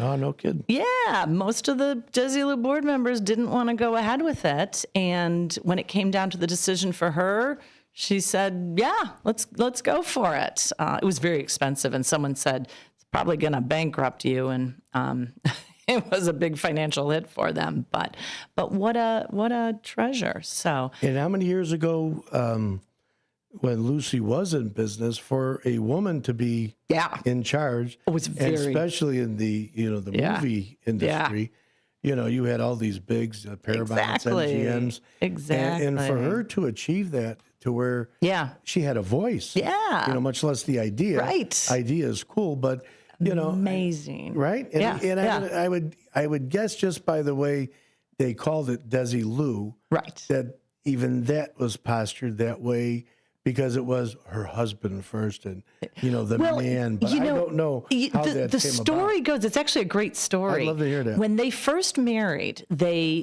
bought a 5-acre ranch, and they had heard that, this is true, Mary Pickford and Douglas Fairbanks combined their last names when they bought their estate. They called their place Pick Fair.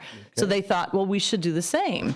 But then they couldn't figure out what, because Arnabal sounded weird, and Ball Arnaz was even worse, and Lou Desi was nah.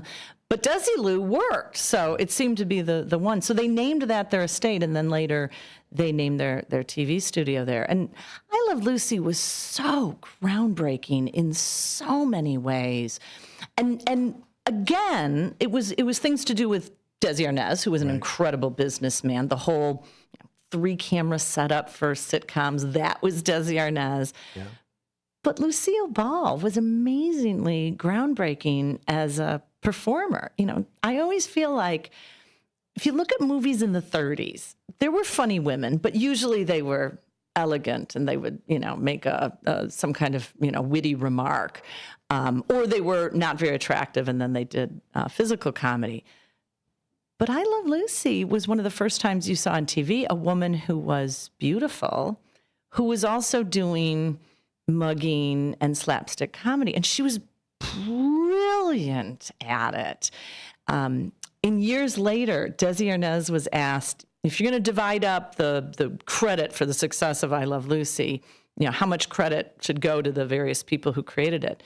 And he said, if you're going to divide up credit, give 90% to the redhead, and the rest of us, the writers, the producers, everyone will divide up the 10%. And then he said, you want to get a tear in your eye? Yeah. And then he said, and by the way, I Love Lucy was never just a title. Oh, isn't that nice? Isn't that sweet? It does. It does. Yeah.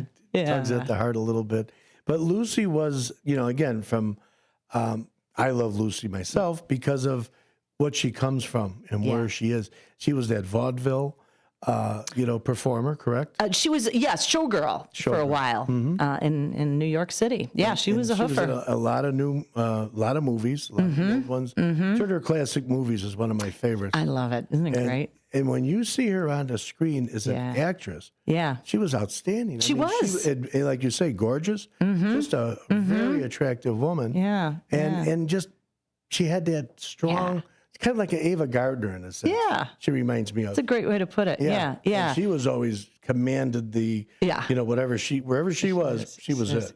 It's interesting. I talked to people about Lucille Ball, and a lot of people forget that she was in movies. And not only was she in movies, she was in movies for like 20 years before I Love Lucy. Yeah. They called her the Queen of the Bees because she made so many bee movies, but she was really hard worker.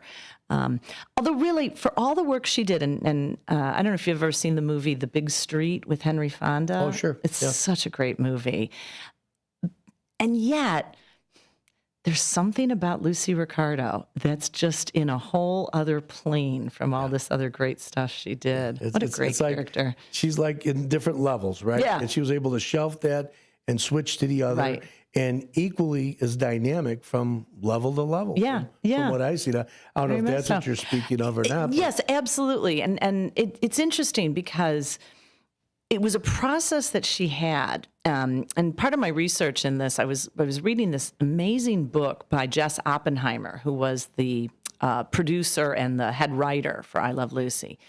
And he said, they did the reading on Monday mornings, and everyone would sit around and they'd read the script out loud. And he said, if you'd been there, you would have thought, everyone's great except the redhead. Get rid of her.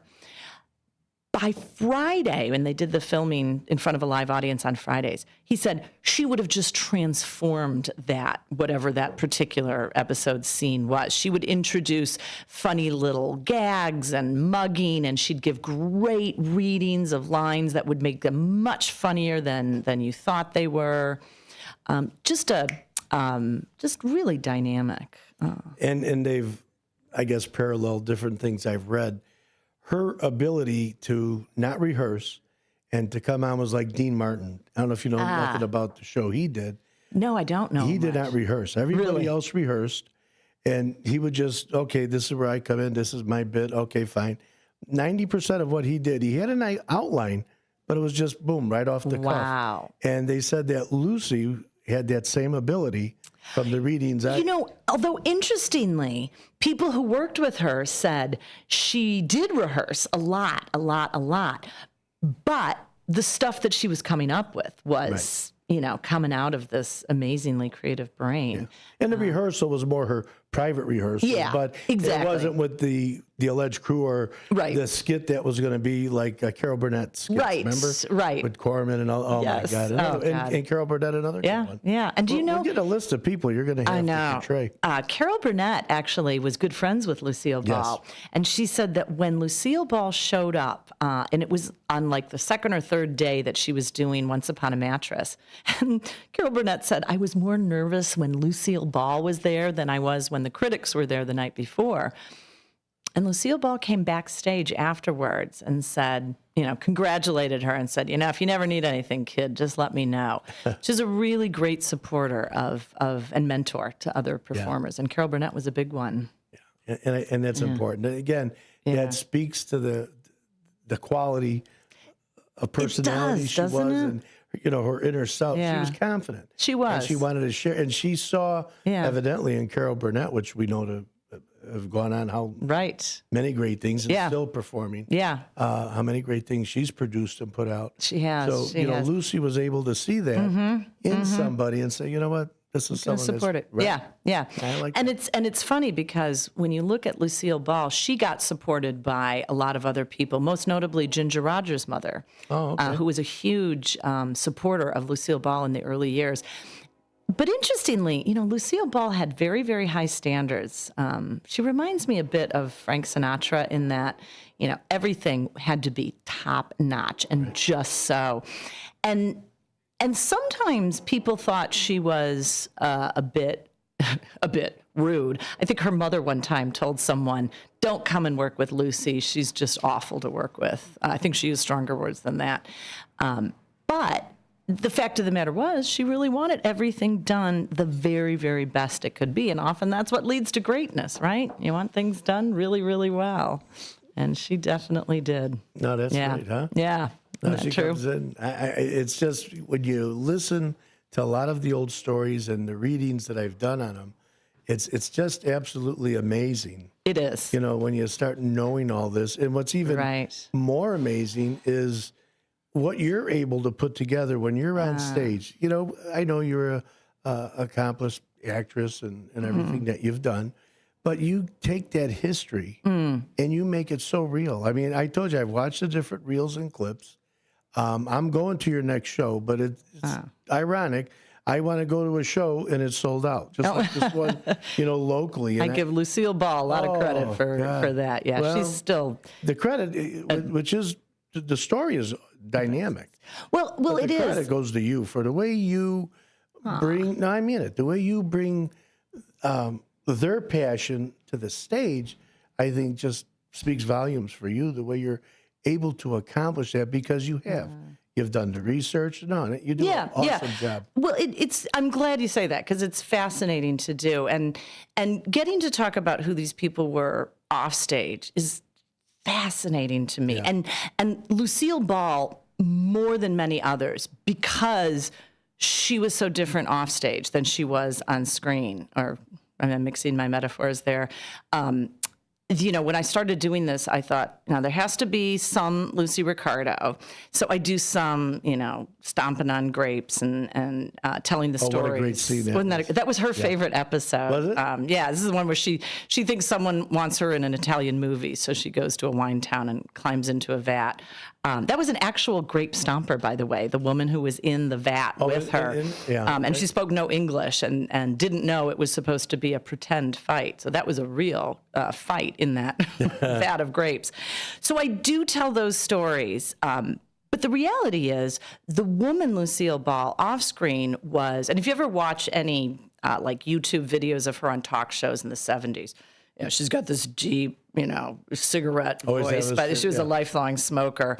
And you can see she was very, didn't mug all the time, didn't make goofy things. She's very, very different. Someone asked Jess Oppenheimer, how alike are the two Lucys, Lucille Ball and Lucy Ricardo? And he said, Lucille Ball is as different from Lucy Ricardo as anyone could possibly be. Really? And when I saw her on TV, I thought she was. So that made putting this program together particularly challenging because people want to see Lucy Ricardo, but I also want to let people know how different she was and these other things that she went through that were pretty amazing. And you make it really amazing on stage. You really do. Thanks. You know what we're going to do? We're going to take just a short little break over here, and then we're going to come back, and you'll stick around, right? Sure, I'll stay. Good, because I want people to know where you're going to be performing and, different places you're going to be at. So, hey, you're listening to WRMN 1410, and we are talking right now with Leslie Goddard. I said it right again? You did. All right. So that's 2 times. I'm 2 for God knows how many I've messed up. But we really do. We thank you for being here. And we're going to just be back in just a few short moments while we take this break.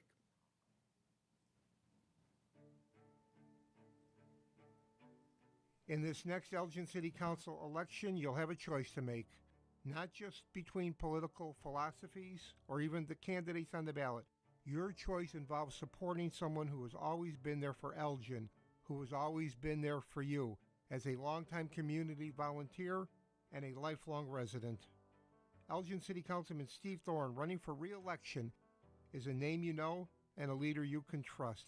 His pledge is to maintain secure neighborhoods by continuing to support Elgin's police officers and firefighters. And Steve will work, like always, to protect your tax dollar. He's accessible and accountable. He's a friend, my friend, and your friend on the Elgin City Council. He's one of us for all of us. I'm asking that you vote to re-elect Steve Thorne to the Elgin City Council. Paid for by Friends of Steve Thorne.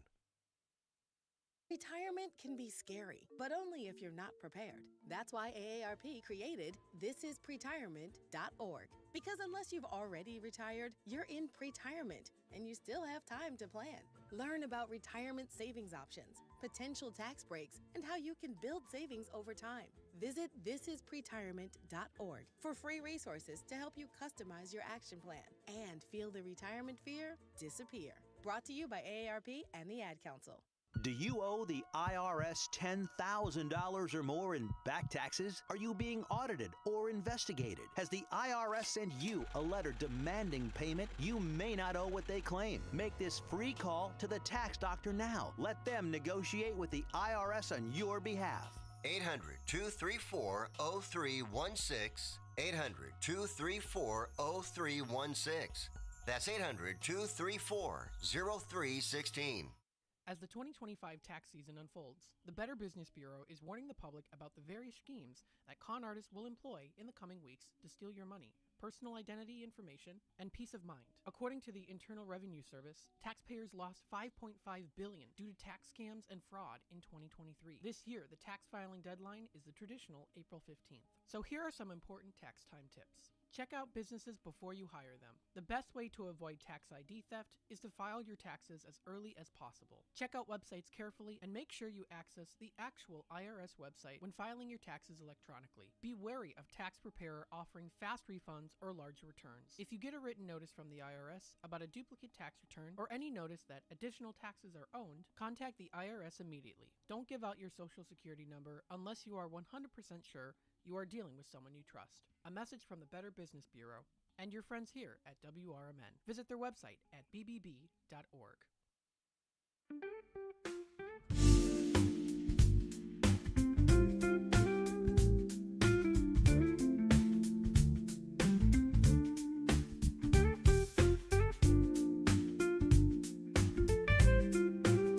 And we are back.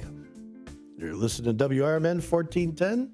And I got a great guest in the studio. I know y'all been listening, and believe me, Leslie, what a performance when she's on stage. You would believe and think it's the person that she's portraying. She brings their life onto the stage as if they're standing right there in front of you. And that's Leslie Goddard I'm talking about. And if you want to find out her schedule, it's Leslie, Leslie, Goddard, GODDARD, presents.com. But you don't want to hear me talk. We're going to talk some more of our lovely guests over here. And there she is. We have Leslie back with us. So, you were telling us the different people that you've done.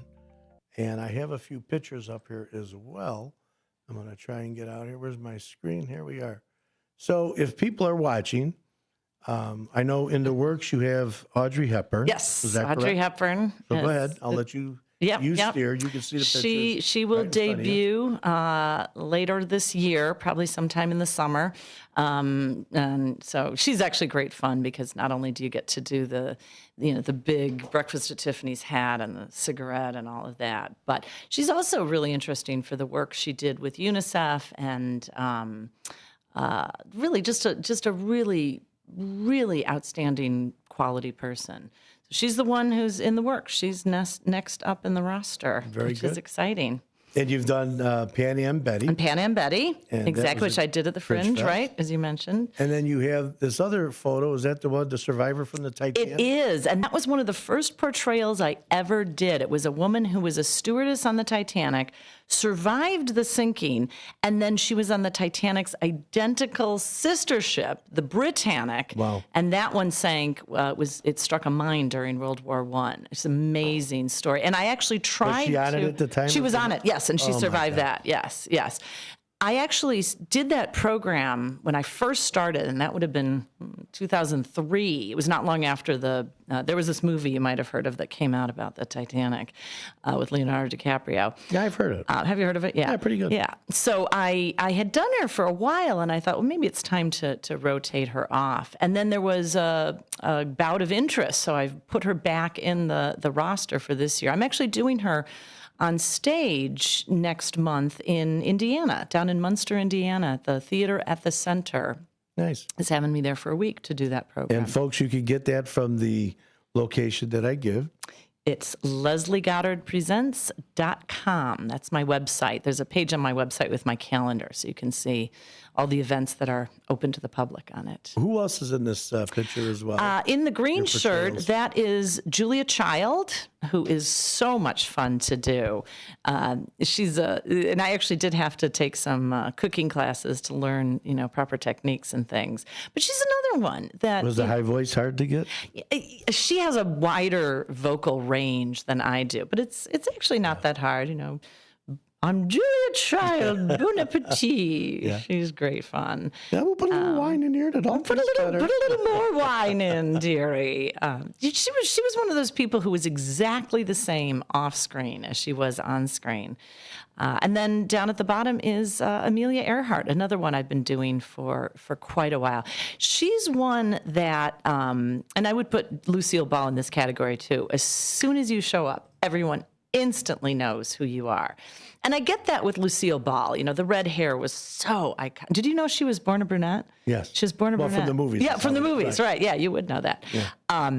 But Amelia Earhart as well. And it's interesting because there were many, many other women who were aviators at the time. And yet, if I show up somewhere with the leather helmet and the goggles, everyone knows it's They know exactly Amelia who you're Earhart. talking about, right? Yeah. Yeah. It's hard to, and I don't even know if it's fair to even ask you the question, but who would be your favorite? If you were going to pick someone, your all-time favorite, is it? Do you have one? I wish I could say I did. It always sounds trite, but I usually just say it's like choosing your favorite child. I choose people because I find them personally interested.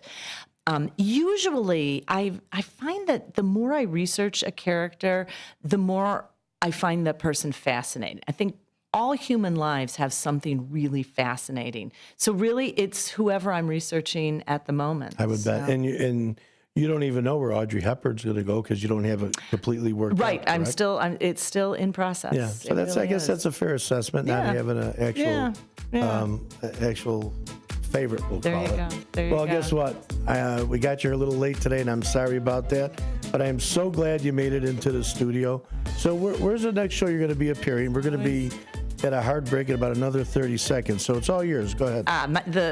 Gosh, off the top of my head, I'm working 2 or 3 days at a time. I'm up in Lake County tomorrow doing Eleanor Roosevelt. I will be at the Gail Borden Library doing Lucille Ball, I mentioned, and keep an eye. They've been really wonderful having me frequently, so keep an eye on their schedule. I'm in the greater Elgin area pretty frequently, so if you keep an eye on my calendar, everything that's open to the public is there. LeslieGoddardPresents.com. There you go. We thank you very much for being here today. Thanks. I hope that we covered everything, folks. This is a show, truly, you're going to want to see. So you're listening to Dino's Night Out, WRMN 1410. And we will catch you next time. American Federation of Government Employees. We represent 700,000 federal and D.C. government workers who are the vital threads of the fabric of American life. We support our nation's military. We take care of our nation's veterans. We protect our nation's borders. We respond to our nation's crises and natural disasters. We provide services to our nation's seniors. The American Federation of Government Employees. We work for America. We are AFGE, the American Federation of Government Employees. We represent 700,000 federal and D.C. government workers who are the vital threads of the fabric of American life. We support our nation's military. We take care of our nation's veterans. We protect our nation's borders. We respond to our nation's crises and natural disasters. We provide services to our nation's seniors. The American Federation of Government Employees. We work for America. Your hometown radio station since 1949. We are WRMN AM 1410, Elgin time, 4 o'clock. This is WRMN News. Hello, I'm Dennis Green. A jump in jobless claims has led to a drop in consumer confidence. News Nation's Brooke Schaefer reports Americans are concerned about their jobs as layoffs hit all sectors and some big names. High-profile companies like Starbucks and Facebook's parent company Meta, they've already announced job cuts this year. Some think that this week's spike in unemployment could be because of those corporate layoffs and severe winter weather. In the coming weeks, economists should be able to tell what, if any, impact those federal layoffs had on these numbers. Consumer confidence numbers have dropped by the most since August of 2021. Americans are growing more pessimistic about the future of the economy, with inflation and President Trump's tariffs top of mind. Files regarding Jeffrey Epstein released by the Justice Department revealed no new bombshells. News Nation's Tom Dempsey reports at least one lawmaker isn't happy with the slow drip of information. Representative Anna Paulina Luna, she's a Republican from Florida. She posted to X voicing some outrage with this, saying this is not what we or the American people asked for. Get us the information we asked for instead of leaking old information to the press. More than 300 pages of newly declassified documents contain information like Epstein's contact list, flight logs for his private plane, and a list of victims' names and phone numbers. The DOJ said that the files will be released in phases. Attorney General Pam Bondi called for the release of all documents, calling on the FBI to have them by her today. For WRMN News, I'm Dennis Green. WRMN News, produced in Studio 14 by the River Media Network.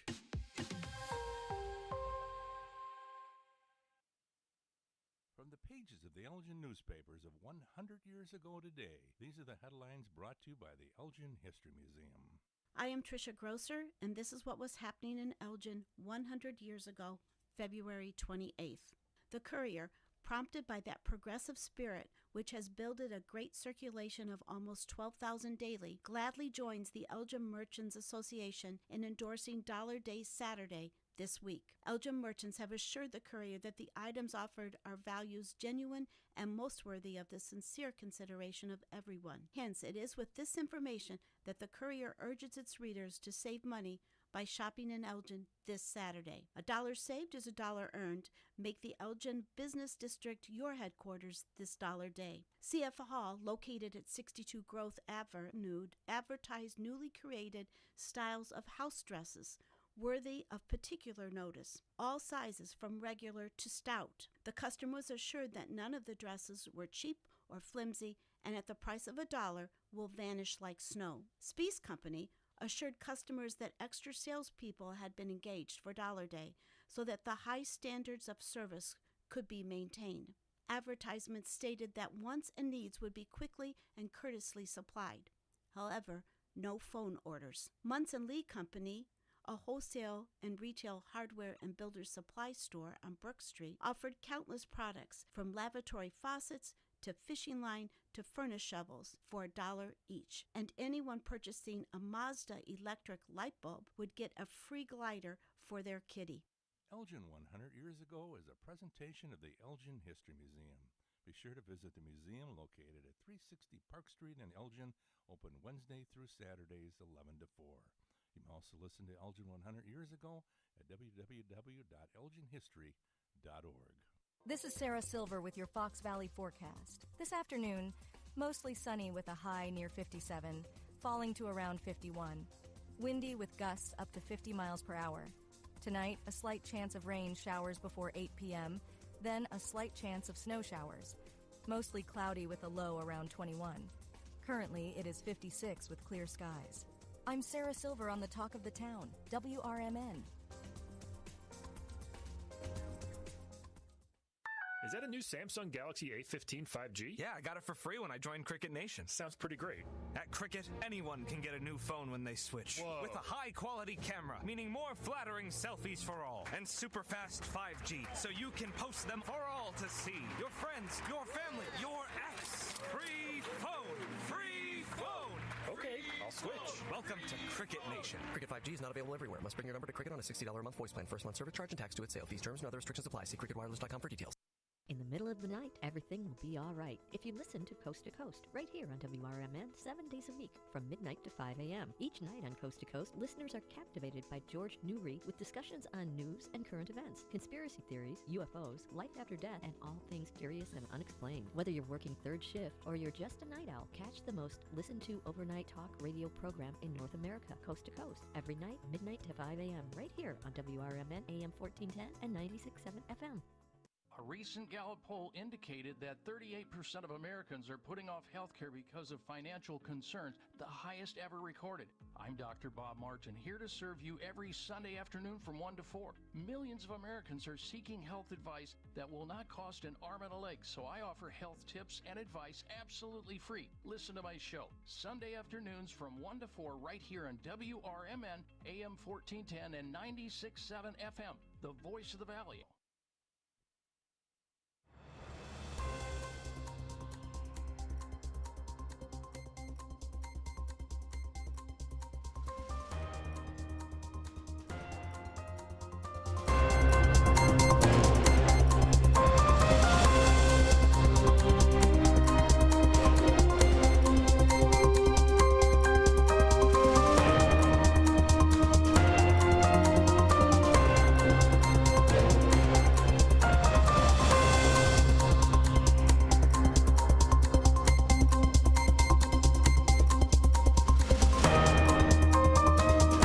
My fellow Americans, and good day to our friends around the world. This is a political talk show here on WRMN. That's WRMN1410.com and WRMN1410 on the AM dial.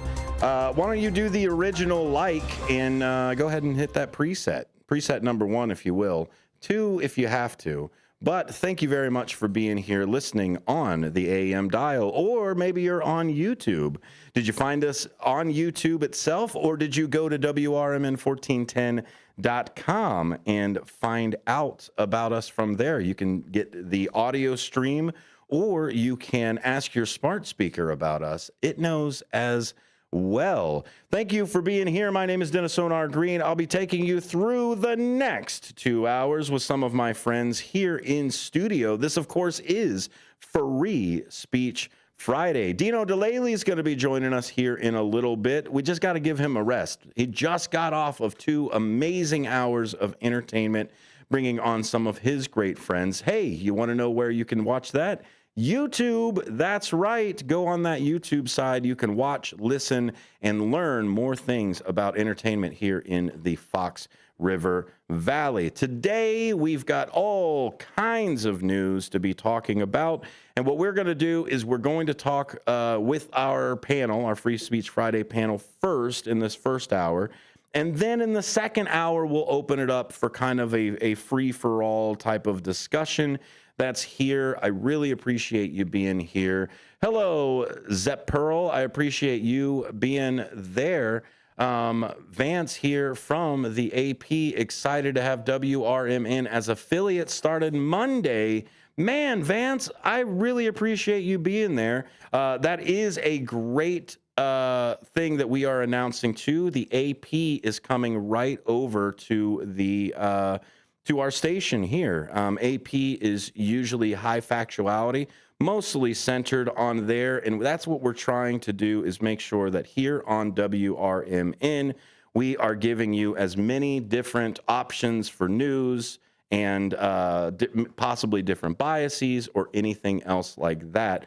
The more, just like Jim Jordan, I don't necessarily like the fella, but he's got a good point when he says hate speech needs to be filled with more love speech, and falsities need to be counteracted with truth. So if we use this platform to be multiple different voices, the truth will be there, and there's only one truth and multiple falsities.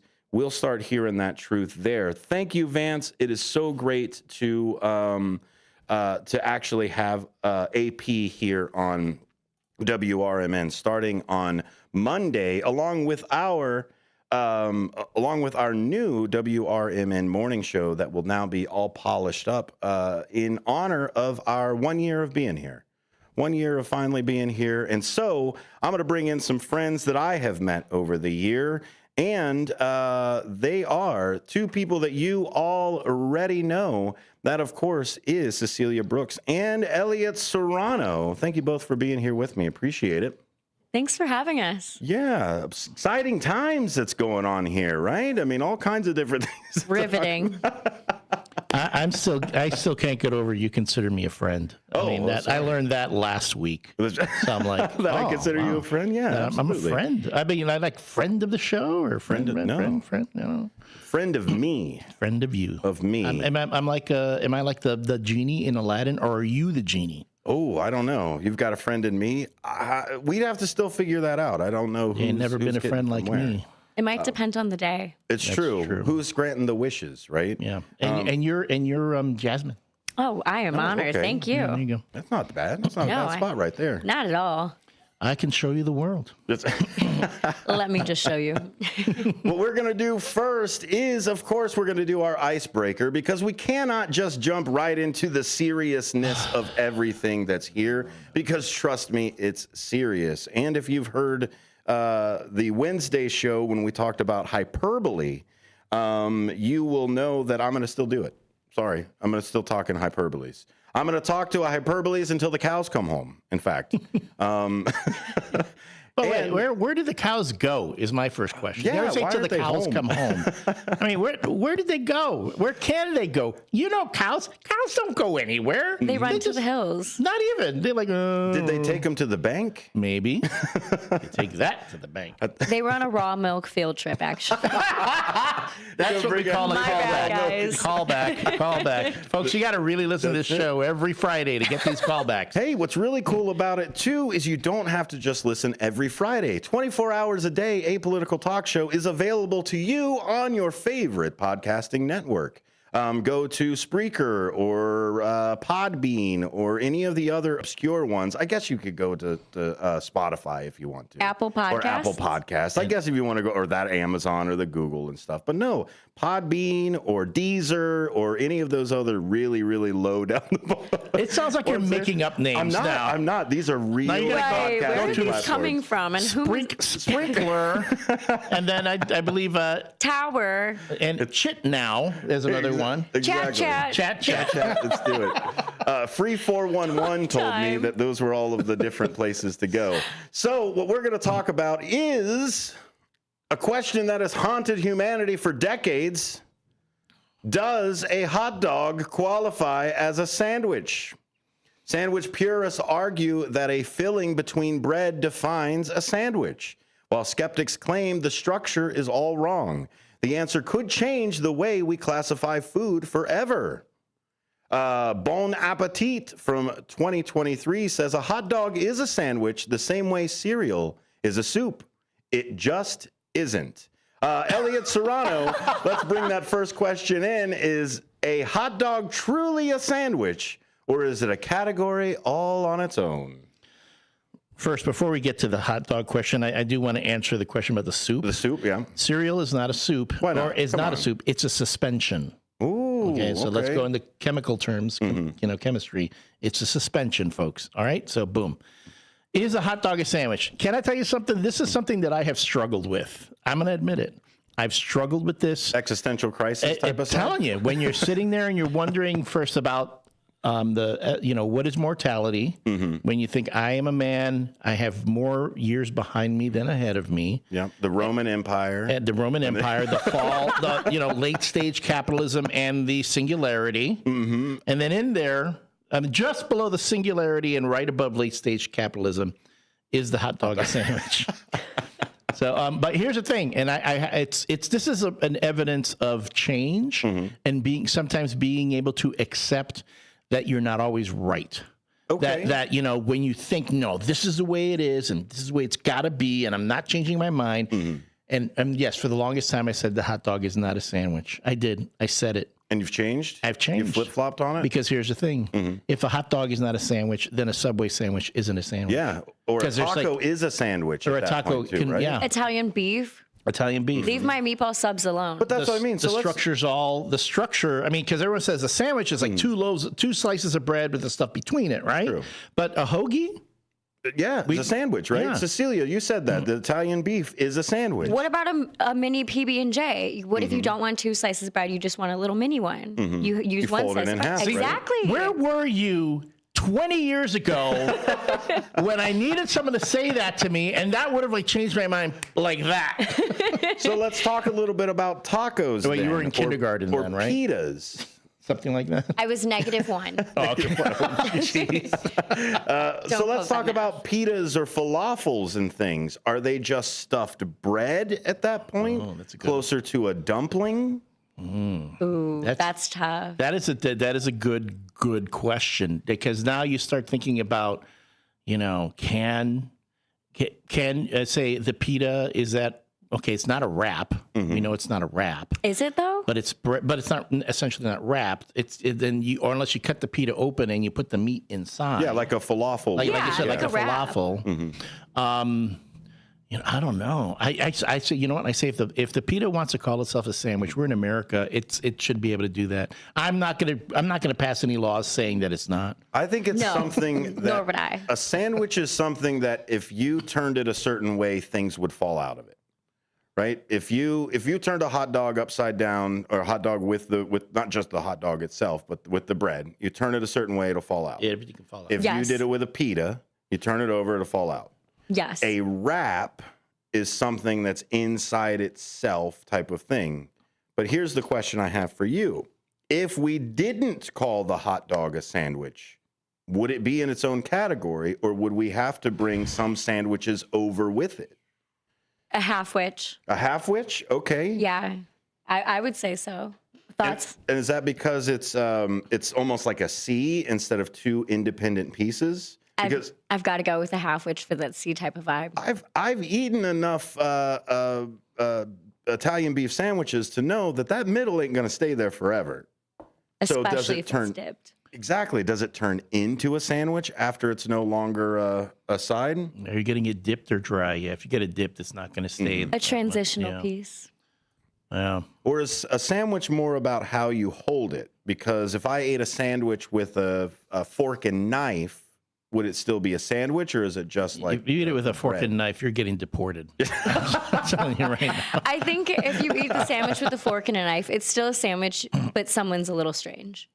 A little bit. I get it. Just a little. No, seriously, no. When you have a beef sandwich like dipped, and you ask them to really dip it, I mean, I mean, you can eat it with your hands. It's not going to be a clean affair, but you can do it.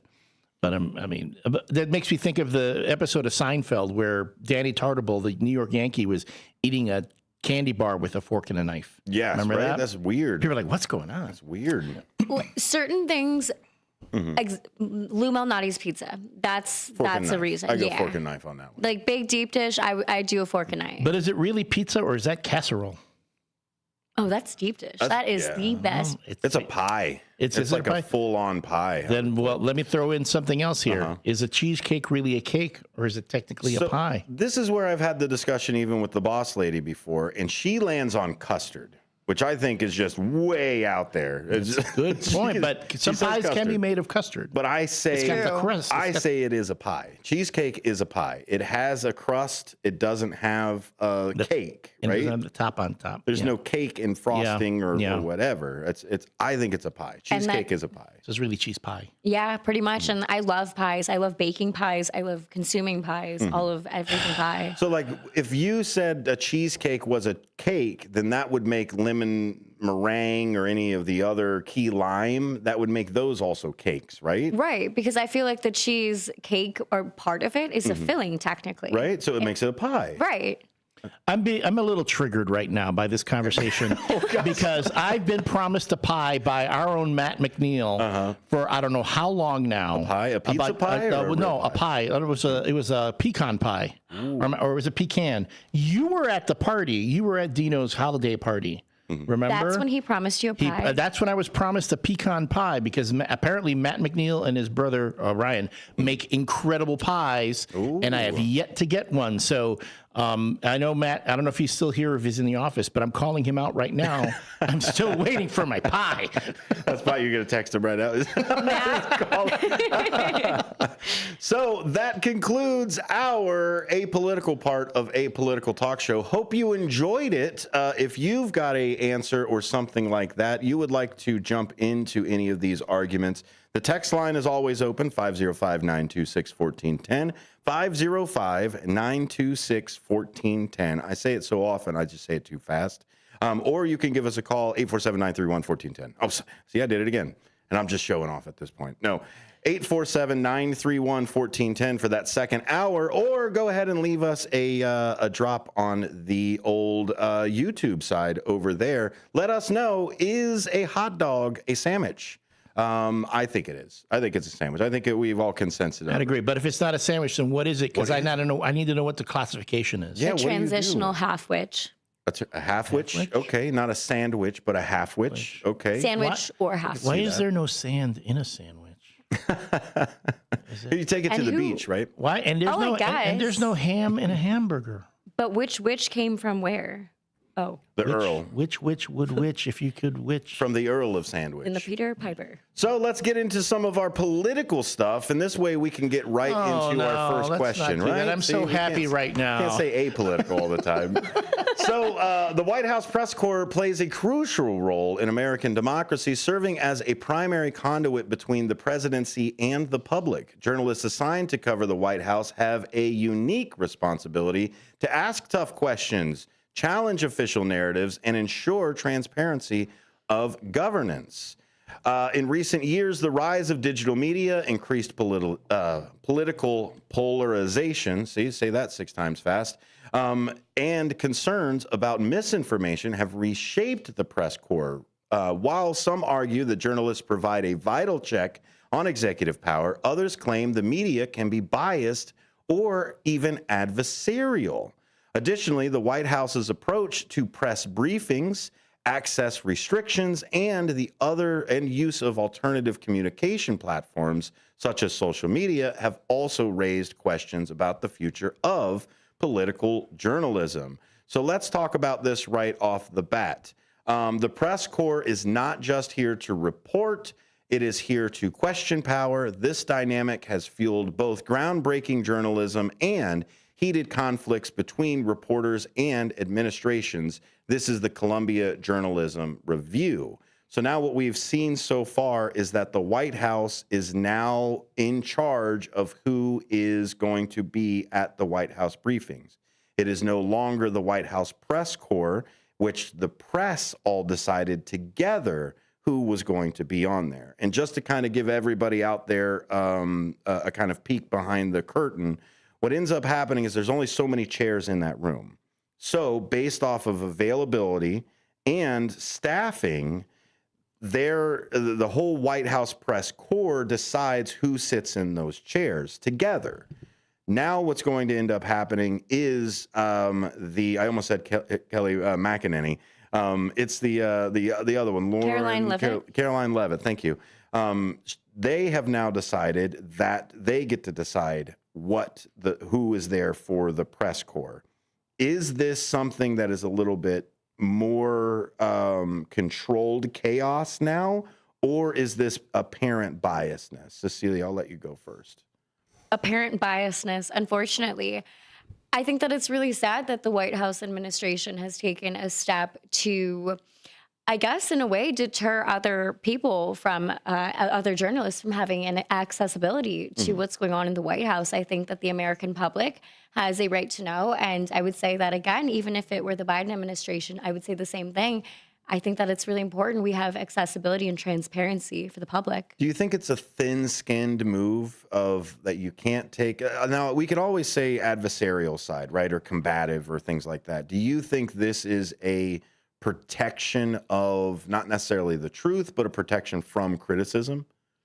Potentially. I could see how it could become that. And I again would say that that's wrong. I don't think that we should be being kind of deflective of criticism, especially for a current presidential administration. I think that even the difficult questions are ones that are necessary. Okay, Elliot, your thoughts on this? We've got people that are supposed to be interviewed and fact-checked, deciding who actually gets to interview and fact-check them. All right, so I will lead this off by saying, just in the sake of fairness, what this current administration is doing, while it breaks the norm, it's not illegal. So they're not breaking any laws. Yeah.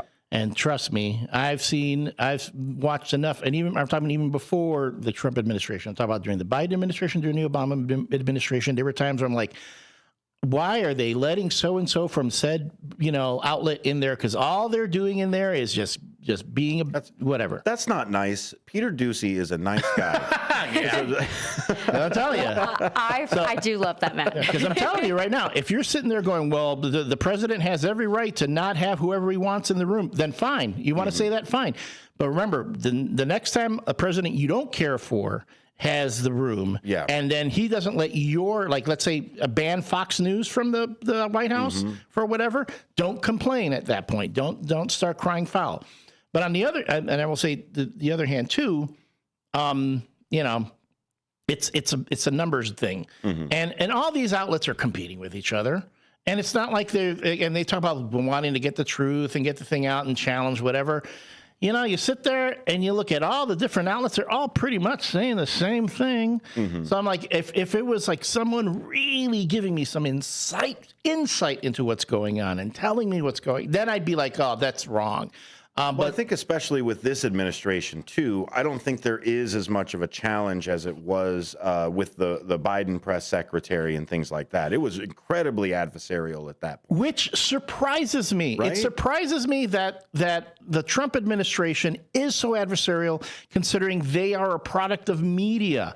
That surprised me the first time through, into 2016 on, how incredibly inept it seemed that this administration was with media. My thought was, man, these guys are so good with television and working with people in the media that they're going to be able to get everything through and schmooze everyone and get and no one's going to have a problem. And I'm telling you, bam, right from the get-go, it's like, well, the fake news this and the fake news that. And I'm like, yo, just like placate them, give them stuff, and be nice, play nice with the media. They love you. They would love you. That's what all the media folks want. They will love you. I mean, and yet they make more headaches for themselves than is worth. Absolutely. Cecilia, go. Yeah, I would have to agree with Elliot on that. I especially found it. There we go. Put that over there for you. You forgot to say, I can't believe I'm going to say this. I can't believe I'm going to say this, but no, definitely. I'm gonna have to agree with Elliot on that. It definitely shocked me too, coming from the Trump administration, because I think the left mainstream, I would say the leftist biased mainstream media wasn't necessarily a fan. But again, that's going to be that both one side versus the other type of thing. And they hammered Biden. I mean, telling you, Biden got hammered all the time, even by both sides. Yeah, he absolutely did, which is why I'm not advocating for in favor of the right, just because it's my side, which again is wrong thinking. But just because it's my side doesn't mean I would say. You're not saying the right is wrong. I'm not saying. I'm going to take this clip out. But what my thinking is that it should be fair for both sides. I think that the Biden administration, if they were to have even if it were a left-hand administration versus a right, I think that the rules should stay the same. Exactly. Is there in the sake of transparency? Let's say, just in this side of it, is it perceived now that the Trump administration can't take the same criticism that the Biden administration could? Can I now infer that now that you are kind of removing the checks? Unfortunately, it's all a perception issue, and that's a big thing. And whether it's true or it's not, they say perception is reality. Trump has always come across as incredibly thin-skinned. Even his supporters will say, yeah, he's got rabbit ears. It's like everything, he takes everything personally. If you say or question him, oh, that was a very nasty question. It was very mean the way you said that. No, we'll talk about him and President Zelensky later. Yeah. But I'm hopeful for this administration, but I definitely have to say President Trump has the opportunity and the ability to break barriers. Man. And 4 years from now, He has into great things, but that ego is going to get in his way, and that's really only time will tell. And the early on, and the dementia that's starting to set in. Yeah, we'll see that, but we got to see the test the same way that we saw a test with Biden. But we'll see if Dr. Feelgood will be administering the test again this time. You're listening to Apolitical Talk Show here on WRMN. We're going to see if we can come up with a unbiased way to decide who's in the Corps, not the Marines. Oh, well, you know what I'm talking about. Come back. With your 1410 WRMN News Flash, I'm Sean Crudan. Brought to you by Sky Rizzy. The Elgin Township Triad is hosting a day of activities for seniors at the center of Elgin on March 20th, beginning at 9 a.m. Attendees can engage with around 40 Triad members at vendor tables offering valuable insights and support. The event concludes with a complimentary lunch. You can reserve your spot by contacting the Elgin Township Triad. In Elgin, a new ordinance has been enacted to improve road safety by banning on-street solicitation. The measure addresses a concerning rise in accidents related to solicitation, which have increased by over 60% since 2015. Effective this week, the ordinance aims to minimize potentially hazardous interactions in traffic lanes and medians. The Elgin Police Department is hosting a women's open house on Thursday, March 13th from 6 to 8 p.m. The event offers an exclusive opportunity to meet female officers and gain insights into a career in law enforcement. With your 1410 WRMN News Flash, I'm Sean Crudan. Dell Technologies is celebrating with anniversary savings on their most popular tech. For a limited time only, save on select next-gen PCs like the XPS 16, powered by Intel Core Ultra processors and more. Plus, curate your dream setup with great deals on select monitors, mice, and more must-have electronics and accessories. When you shop online at Dell.com/deals, you'll have access to leading-edge technology to match your forward-thinking spirit and free shipping on everything. Again, that's Dell.com/deals. Drivers who switch and save with Progressive could save hundreds. With that kind of money, you could go big time. The next time you're out to dinner with friends, you can order the shrimp cocktail for the table. And maybe you'll realize it only comes with 4 shrimp after you've already given away 3, but that one shrimp will be so good. And if you switch and save hundreds, you could get shrimp all the time. Switch to Progressive and you could save big time. For shrimp, Progressive Casualty Insurance Company and affiliates, not available in all states. Potential savings will vary. Are you ready to take your brand to the next level? Image 360 South Elgin is your ultimate destination for custom signs and visual communication solutions. Looking to rebrand your office interior? Need striking vehicle wraps or decals for your fleet? Or perhaps you're in the market for a standout trade show display? At Image 360 South Elgin, they've got you covered. As your full-service custom sign and graphics partner, they deliver bold solutions and exceptional support. From outdoor signage signage to eye-catching store signs, indoor graphics to comprehensive branding solutions. They have the experience to elevate your brand's presence. Trust Image 360 to create a long-term partnership that gives your brand 360 degrees of exposure. Visit them at 506 Sundown Road in South Elgin. Image 360 South Elgin. Bold solutions, exceptional support. This is Sarah Silver with your Fox Valley forecast. This afternoon, mostly sunny with a high near 57. Windy with gusts up to 50 miles per hour. Tonight, a slight chance of rain showers before 8 p.m., then a slight chance of snow showers. Mostly cloudy with a low around 21. Tomorrow, sunny with a high near 31. Currently, it is 51 with clear skies. I'm Sarah Silver on the Talk of the Town, WRMN. Wesley Financial Group is not a law firm. Are you a victim of the timeshare trap and think there's no way out? I'm Chuck McDowell, founder of Wesley Financial Group, the original timeshare cancellation expert. And I'm here to tell you that there is a way out. All you need to do is give my office a call. I will send you a timeshare exit information kit absolutely free, explaining how the timeshare industry works and your options for cancellation. Call Wesley now for your free info kit. Call 800-894-3737. That's 800-894-3737.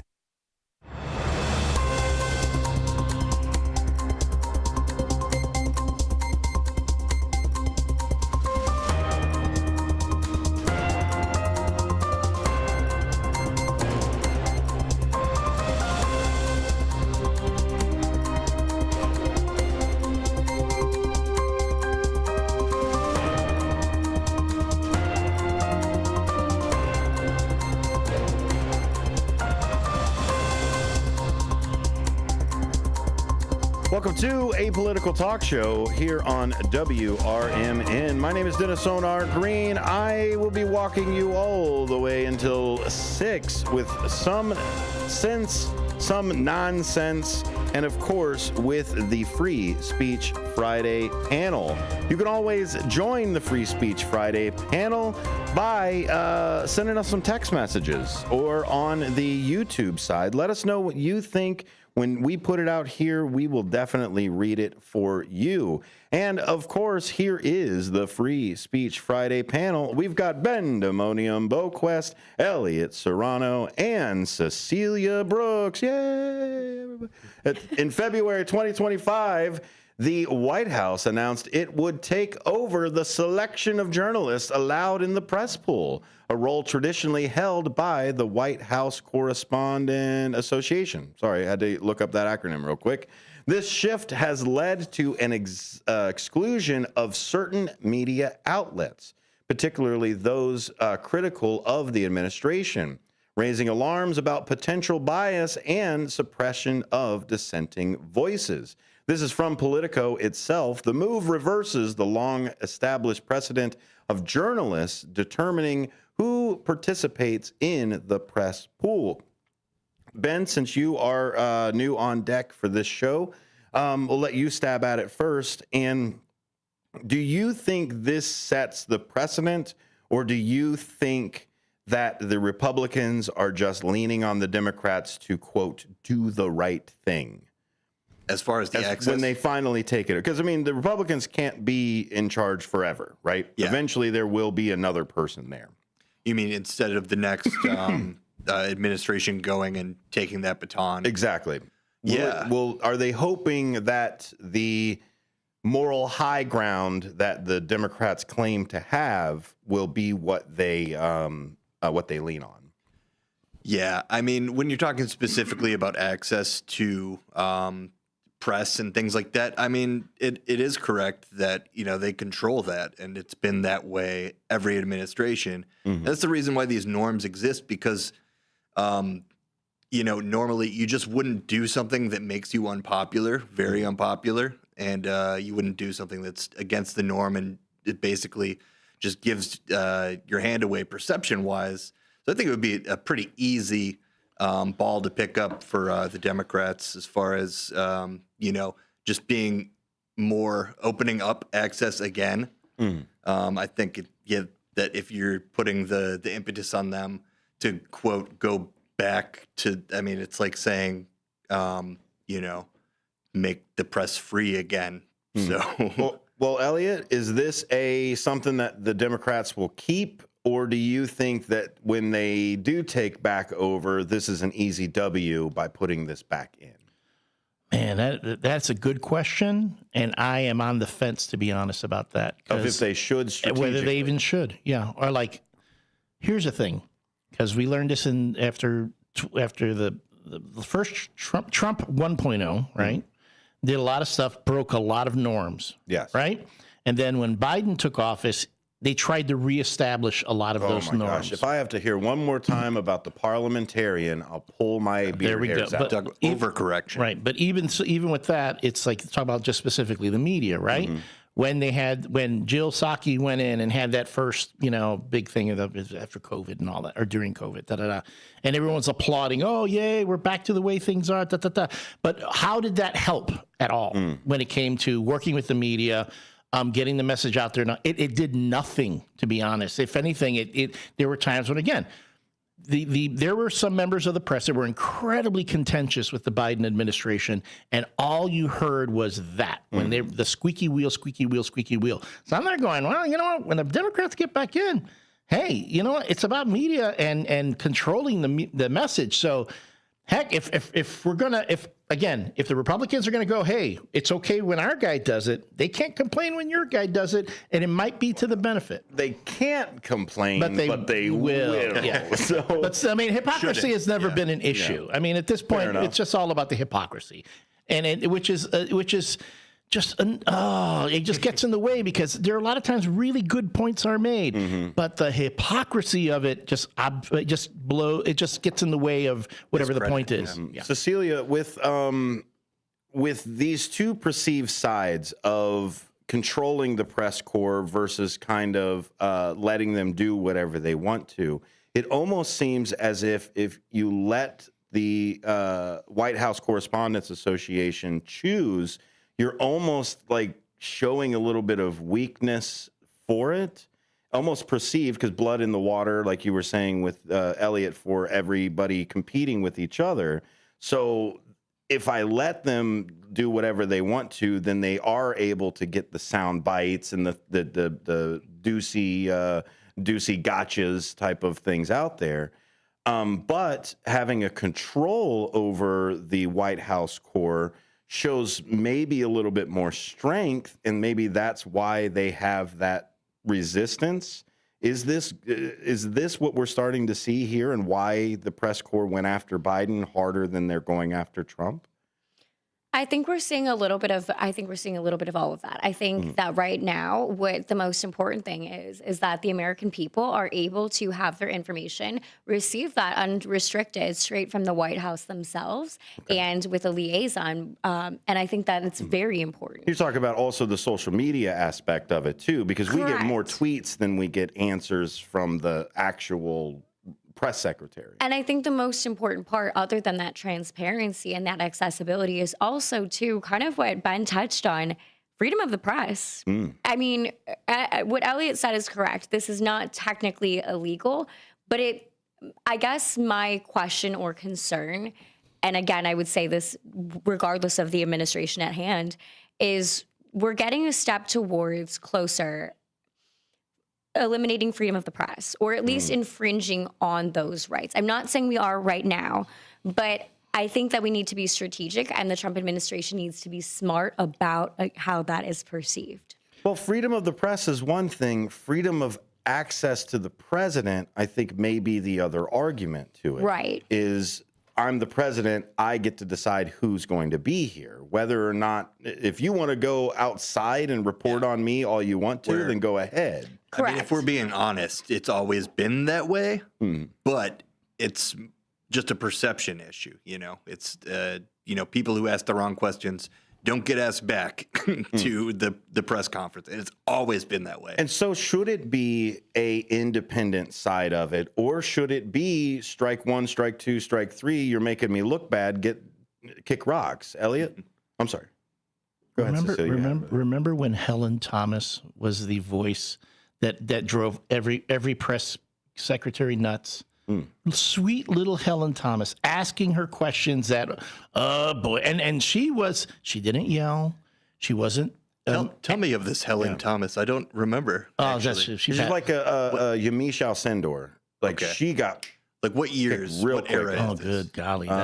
Seems before my time. 70s, maybe? The 70s, 80s. She'd made it through Bush, the first Bush. Oh, okay. Yeah, so then that would there. put it at the 80s. Yeah. Research. So she was, again, the joke was, oh, no, it's Helen Thomas asking that question again. And yeah, people were like, there were some folks who, man, why are they letting her in here? Because she would be sitting right there in front, and she was always asking the question that would make the press secretary go nuts. And look at how far we've come. Sounds a lot. Well, yeah, we now have a different name as Ducey was there, and now we don't have anybody. Honestly, there's nobody who's really out there. AP only just said we're an international. Oh, by the way, welcome AP. Yes, thank absolutely. you, AP. Thanks for joining the. I'm so glad they came over. It's great that we're in the AP club now. We are in the AP club. You can listen to them weekdays. In fact, I couldn't get full 24 hours. They don't do full 24 hours, but we got weekdays. Sorry, but you did have an original question. Can you repeat that, please? Yes. Is there a better way? Should it be the third party of the WHCA that decides this, or I can't get past that? That's Wicca. the Wiccans that are out there. No, the White House Correspondents Association.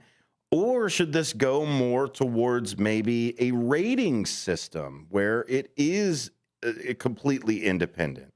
Like I can say, here's a third party independent, whatever, but are they really independent? If you turn around and you say, look, we're just going to take it from the ratings of the American people, then maybe you do it that way. To me, it's back to the issue of should they have access or should the White House decide or not? It's all back to this. Let's say the White House says, we just don't want to do any more press conferences. We're closing the press corps down. No more interviews. Guess what? Then you're the press. You can get your sources any other way, and you get to spin the narrative any way you want. So it's, again, beyond me that this particular administration, which is everyone gives them so much credit for being able to deal with the media that they just can't seem to figure out how to get their narrative across. So, and it really has evolved over time. I mean, there was a time when there was no White House press corps. Yeah. You know, I'm trying to remember who was it Roosevelt or Truman who started with the just having the press in the White House? Truman was the first one to be on television, so I could. But there were newspaper reporters before. I mean, there was a time when the reporters could just walk through the halls of the White House. It's true. So it has evolved over time. So it's not like, again, it's in the Constitution that you have to have a White House press corps.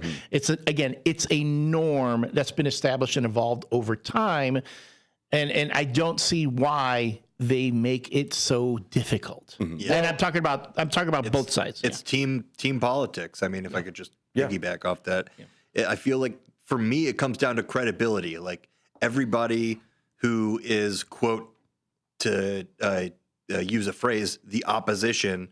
Or the opposition party is not going to consider the press corps that's been accepted in the White House as credible, and vice versa. And it's just basically, oil and vinegar as American politics has turned into. Yeah, but that makes a salad dressing. Which is very and healthy balsamic. And high in calories. Yes. That's there. Cecilia, Not good for all of us. What do you think about this of where can we make it fair? If it's obviously perceived that it is perception, reality, right, is there. And the Trump administration perceives the press corps and the press in general to be biased against him.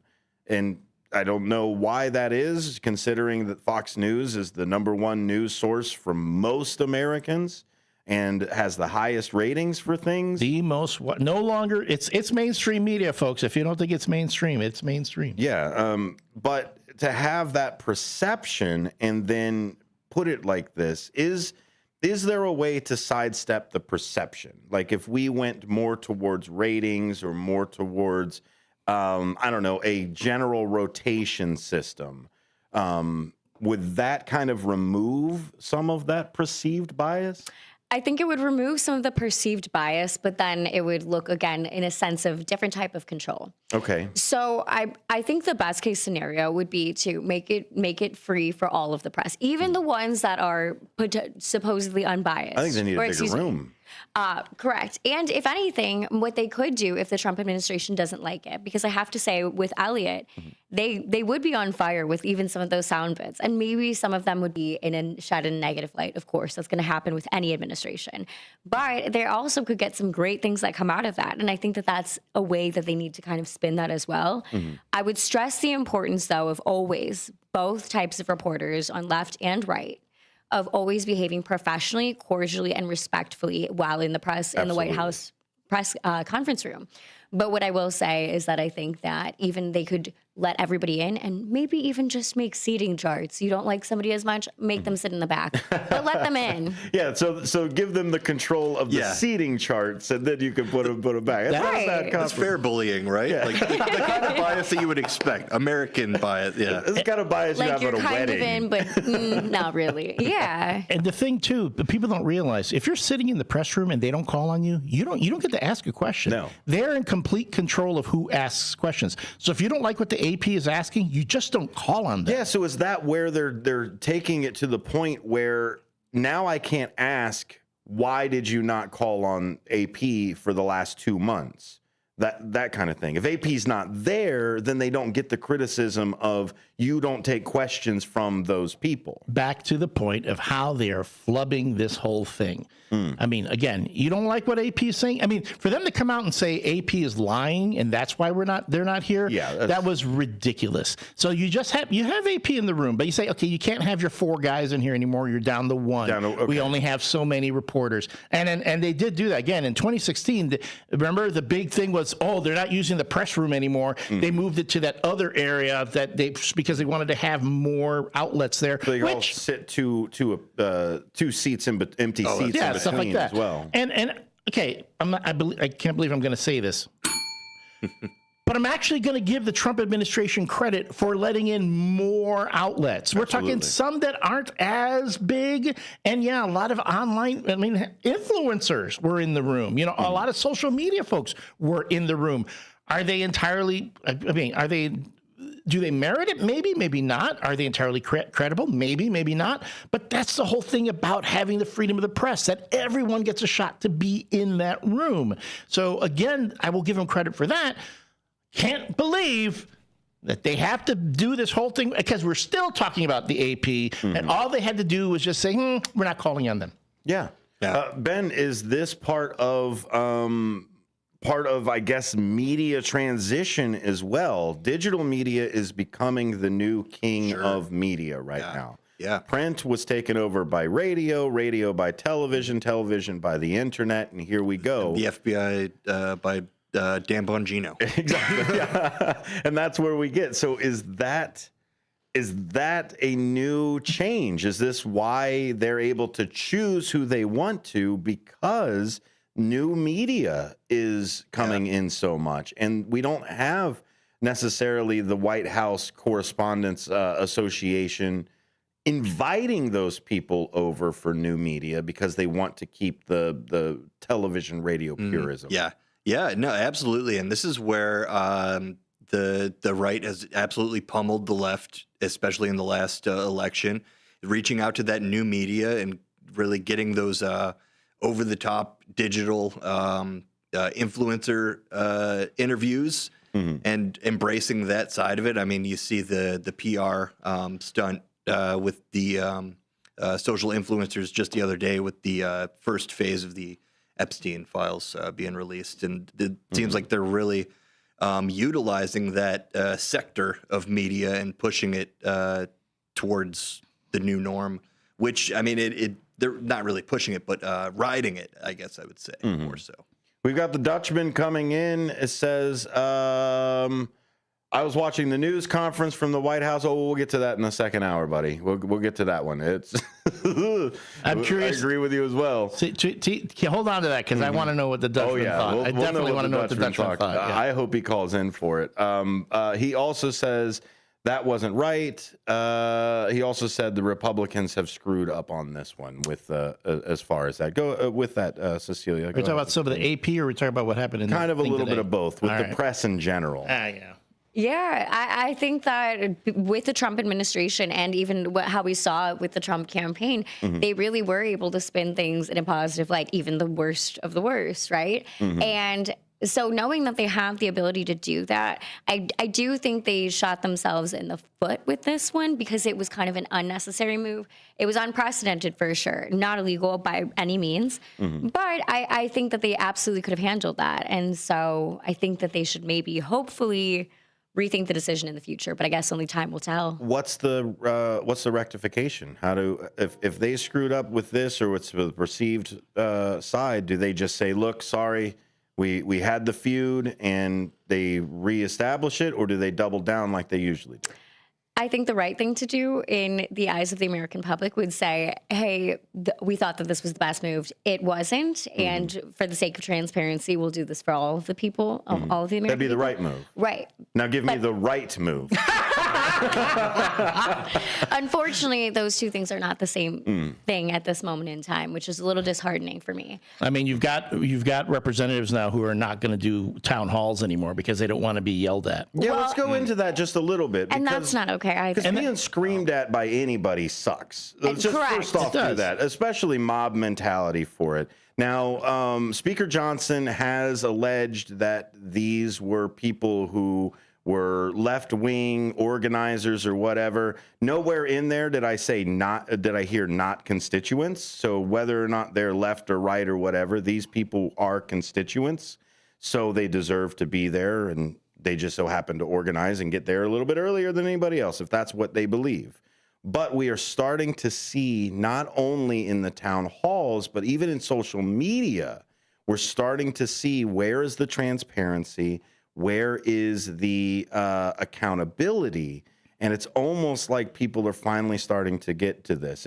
Please speak on it a little, Cecilia. Well, it's unfortunate because it is going to shed a negative light on the Republican Party and on Republican leaders. Because now, back to what these gentlemen had said earlier, it is up to perception, and it's about that. And what this is going to give a perception of to the American public is, unfortunately, we don't take questions, or we won't take certain questions. And I will admit that we need to bring a sense of humanity back and understand that these are still constituents or not. They do need to behave professionally and respectfully. And yes, they have a right to be there. But going forward, I think that we really just need to have no more rules for thee and not for me. Rules for everyone. Goose and gander, that's there. Pot and kettle. Pot and kettle, absolutely. All kinds of different colloquialisms, but don't stay away from that hyperbole and propaganda. Stay away from it. Ben, with this type of now precedent that's here, can a establishment survive 4 years without criticism? Yeah, not without just being hyper unfair. Yeah, is it a different government? It's one of those adages that if you want to know who's in charge, look to who you're not allowed to criticize. Yeah, no, for sure. So would they be able to survive without taking at least some of those criticisms, or at least those questions, those hey, where did you find these type of pressing questions? Yeah, it really, I think what's happening now is, it's hard to point to anything. You saw the budget being passed, so that's one giant thing to point to.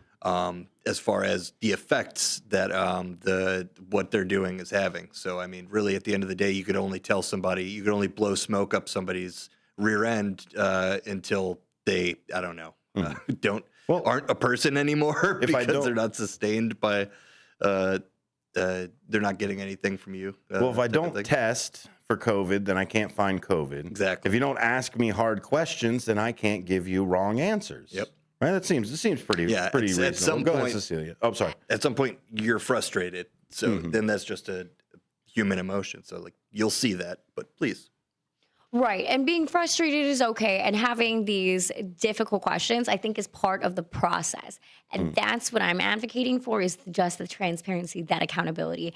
And really what I think what I would say, other than unprecedented, I would describe this move as, and I'm usually the last person to say this, but a little bordering on a little extreme, or at least potentially opening the doors for something more extreme to come in. And that's a little bit something that I would not like to see. I would like to see that undone. Elliot, where's the next red flag? What should we be looking for? If this is the first step of kind of bullying the press, what's the next step? The next red flag? No, it's here already. It's bullying the public. I mean, it's, again, the Republican Party, at least on a national level, has decided that they don't want to deal with any blowback. It's out there. They don't want to deal with the blowback. They've said, we're going to stop doing this because they can't get their messaging straight and convince the American public that what they're doing is right. After that, I mean, the next red flag is taxation, or tax cuts without representation. Yeah. There you go. There it is. More apolitical talk show and more apolitical talk at the next hour. I'm going to ask, is it acceptable to recline your seat on an airplane? I was reclining my seat right now. I was like, is that not... No, Let's recline. Apolitical talk show. We'll be right back. As a tall guy, please don't. Please don't.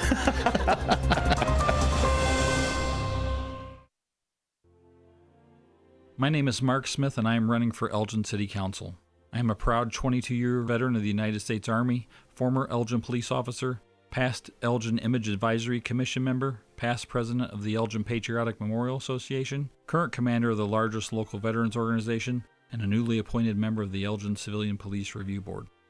If you are concerned about the direction of our city or the representation you have been receiving from your current council members, I humbly ask for your vote on April 1st.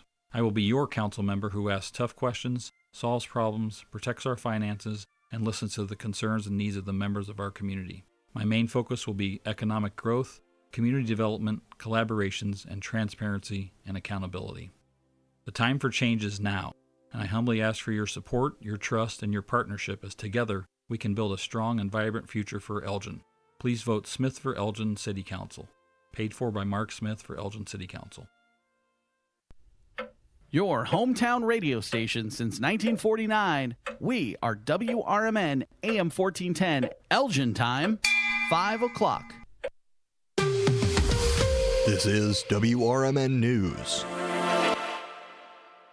Hello, I'm Dennis Green. A jump in jobless claims has led to a drop in consumer confidence. News Nation's Brooke Schaefer reports Americans are concerned about their jobs as layoffs hit all sectors and some big names. High-profile companies like Starbucks and Facebook's parent company Meta, they've already announced job cuts this year. Some think that this week's spike in unemployment could be because of those corporate layoffs and severe winter weather. In the coming weeks, economists should be able to tell what, if any, impact those federal layoffs had on these numbers. Consumer confidence numbers have dropped by the most since August of 2021. Americans are growing more pessimistic about the future of the economy, with inflation and President Trump's tariffs top of mind. Files regarding Jeffrey Epstein released by the Justice Department revealed no new bombshells. News Nation's Tom Dempsey reports at least one lawmaker isn't happy with the slow drip of information. Representative Anna Paulina Luna, she's a Republican from Florida. She posted to X voicing some outrage with this, saying this is not what we or the American people asked for. Get us the information we asked for instead of leaking old information to the press. More than 300 pages of newly declassified documents contain information like Epstein's contact list, flight logs for his private plane, and a list of victims' names and phone numbers. The DOJ said that the files will be released in phases. Attorney General Pam Bondi called for the release of all documents, calling on the FBI to have them by her today. For WRMN News, I'm Dennis Green. WRMN News, produced in Studio 14 by the River Media Network.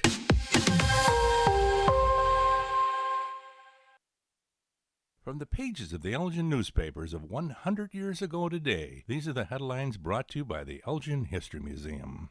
I am Tricia Grosser, and this is what was happening in Elgin 100 years ago, February 28th. The Courier, prompted by that progressive spirit which has builded a great circulation of almost 12,000 daily, gladly joins the Elgin Merchants Association in endorsing Dollar Day Saturday this week. Elgin merchants have assured the Courier that the items offered are values genuine and most worthy of the sincere consideration of everyone. Hence, it is with this information that the Courier urges its readers to save money by shopping in Elgin this Saturday. $1 saved is $1 earned. Make the Elgin Business District your headquarters this Dollar Day. CF Hall, located at 62 Growth Avenue, advertised newly created styles of house dresses worthy of particular notice. All sizes from regular to stout. The customer was assured that none of the dresses were cheap or flimsy, and at the price of $1 will vanish like snow. Spees Company assured customers that extra salespeople had been engaged for Dollar Day so that the high standards of service could be maintained. Advertisements stated that wants and needs would be quickly and courteously supplied. However, no phone orders. Munson Lee Company, a wholesale and retail hardware and builder's supply store on Brook Street, offered countless products from lavatory faucets to fishing line to furnace shovels for $1 each. And anyone purchasing a Mazda electric light bulb would get a free glider for their kitty. Elgin 100 years ago is a presentation of the Elgin History Museum. Be sure to visit the museum located at 360 Park Street in Elgin, open Wednesday through Saturdays 11 to 4. You can also listen to Elgin 100 years ago at www.elginhistory.org. This is Sarah Silver with your Fox Valley forecast. This afternoon, mostly sunny with a high near 57. Windy with gusts up to 50 miles per hour. Tonight, a slight chance of rain showers before 8 p.m., then a slight chance of snow showers. Mostly cloudy with a low around 21.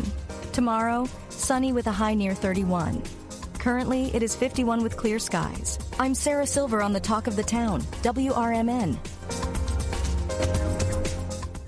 Wesley Financial Group is not a law firm. Are you a victim of the timeshare trap and think there's no way out? I'm Chuck McDowell, founder of Wesley Financial Group, the original timeshare cancellation expert. And I'm here to tell you that there is a way out. All you need to do is give my office a call. I will send you a timeshare exit information kit absolutely free, explaining how the timeshare industry works and your options for cancellation. Call Wesley now for your free info kit. Call 800-894-3737. That's 800-894-3737. Are you prepared for an emergency or disaster? Because it's not a matter of if, but when. Don't find yourself saying, I'll trust water bottles and a flashlight to save the day, but I'll be proved wrong. With a tornado approaching, I'll realize that I lack a wheelchair-accessible shelter. When the floodwaters rise, I'll be up in the attic with 20 cans of beans. It's a recipe for disaster. Let's prepare so we all have a better story to tell. Get started at ready.gov/older adults. Brought to you by FEMA and the Ad Council. When I was in foster care, I never knew when I would have to move, so I always had my suitcase ready to go. Then one day, I was adopted. My new parents opened their hearts and home to me. My parents cook my favorite breakfast for me every morning. My parents take me on trips I never thought I would go on. They gave me a home and an even better reason to use that suitcase. My parents aren't perfect, but they're perfect for me.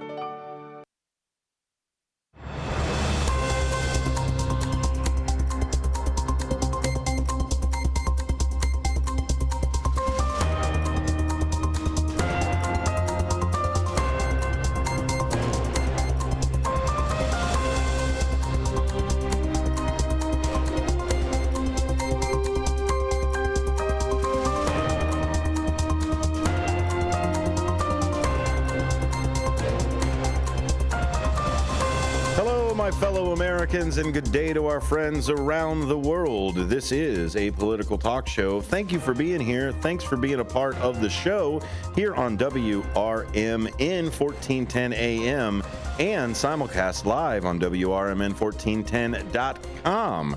Thank you very much for being here. My name is Dennis Sonar Green. This is Free Speech Friday. We have now opened up the phone lines because this is the hot button issue of the day. It just happened earlier with the Zelensky press conference and President Zelensky. See, if I'm going to say president for everybody else, I might as well do it for him too.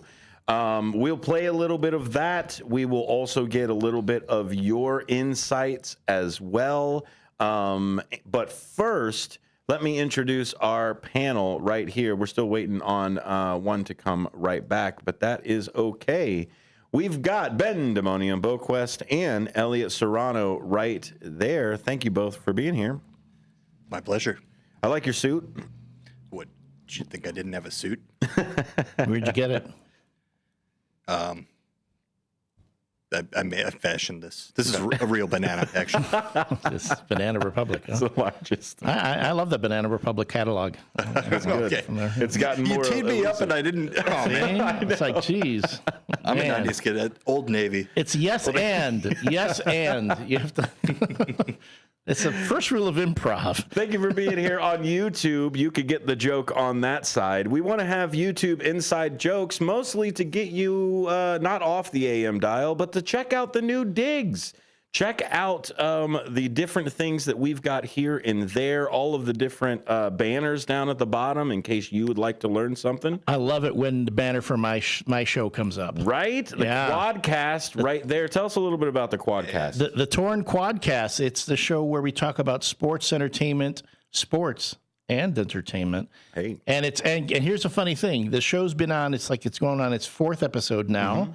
And if you Google Torn Quadcast, it is the #1 search term. It's the #1 thing that comes up. And good job on your SEO. So yeah, the SEO worked perfectly. I got all that together. Of course, WRMN has a nice YouTube page. Already has a bit of SEO juice associated with it. Mm-hmm. Hooked it up with my threads and my Facebook and all that, where I have a fair amount of followers there. Boom. #1 search result on the Google. So please, if you go to the Torn Quadcast, subscribe, share, check us out. We're going to be talking tomorrow. We're going to be talking about the WWE premium live event that's this Saturday, Elimination Chamber. So we'll be talking about that, and and then setting everyone up for the business solutions, because we've got 2 great announcements here. I mean, other than the AP, which is our great announcement for that is. Can I tell you something? And that's another thing. Yeah. Since I've come, I'm not taking any credit for any of this stuff that's going on. All I know is that when I showed up, suddenly we got the White Sox on WRMN. Mm-hmm. We're getting the AP on WRMN. Mm-hmm. We got a new morning show on WRMN. All these cool developments that are going around here on WRMN, and just kind of like increasing our prestige, our status. We got that Torn Quadcast as well, but also somebody knows something. Did you hear the news? Top 10% of podcasts worldwide. Man, I saw that. They even got a shout out on WGN News. They talked about it. Yes. I don't know what it'll take for people to take what I do serious. Well, maybe it's the way you dress. What's wrong with you how I need to wear more suits. Yeah. No, it's a big joke. That aren't bananas. Yeah. Again, for folks who are just listening over the air, you're missing something out by not watching the live stream on our YouTube page. Should have never signed that contract. But no, seriously, that you produced that podcast. You've been putting it together for a while now. It came out. People are into it. It's so cool. It is just so cool. Like the second that we started putting this thing together, I knew it would be successful. And it's really like, it just speaks to the true crime genre and how great detectives are and how great they have to be at their job in just being fastidious and preparation and detail oriented. And in true crime as a genre is one of those, it's exploded in the last 20 years. And this isn't like scripted stuff. We're talking, we have real police detectives that are sitting in and talking through with you, and you're putting it together. Yeah, they're literally going through the case, the cold case, step by step. And as they go through it, they're walking everybody else through it too. And it's in means for, of course, people use it as entertainment, but it's also a purpose. You know, you could if to help the investigation. Exactly. If you see something, say something. If you know something, please reach out, and it's casting a wide net, and it's just the greatest application of podcasting I think that can be made. And it's one of the only true crime podcasts that actually goes on location to some of these places, even though it's cold. Yeah. What's really cool, like not just because it's winter, but even though it's a cold case, what's really neat about it is that they're still looking. There are still clues. There are still things that are out there. And the detectives being there and putting themselves in that mindset of that bar or by that river or in that field really adds to their thought processes, which makes it really good listen. Yeah. For example, they'll be getting the dive team together to do some an episode as well. So looking forward to that. Awesome. If you would like your own production, you can absolutely reach out to Elliot at sales at WRMN1410.com or Elliot with 2 L's and 2 T's. Mm-hmm. Yeah, but it's sales at WRMN.com or WRMN1410.com. Mm-hmm. You get me or Matt McNeil. Also, a great point to that is they're on and they listen to the episodes and then do some commentary afterwards. Yes, they'll be on. I'm sorry, go on. Such a value, adds such a value to the podcast. This is one of those things that I've missed, the DVD commentary type of stuff. Mm-hmm. Or, they always have the podcast about the podcast. And this gives you an opportunity as a show host to come on there and do that, make that available as part of that package too. Absolutely. The reason that we do it is so that we can show that you can do it too. Come on over, get your own Torn Quadcast, get your own Cold Case podcast. Well, maybe not those things specifically. Well, okay, but it's called Somebody Knows Something. It is. Right? Which is also a great name. Mm-hmm. Right. That is a great name. Who came up with the name? It was them. That was Elgin PD, right? Mm-hmm. Yeah, that was awesome. That was a great. Yep. And the Torn Quadcast was named by my co-host Mark Fishman, who, again, there is no such thing as an original podcast or show title around wrestling these days. So he came up with the one. That's amazing. The one that's skyrocketing on the SEO. So I want to bring in our friend, Mr. David Tease. But first, I'm going to ask him, is a hot dog a sandwich?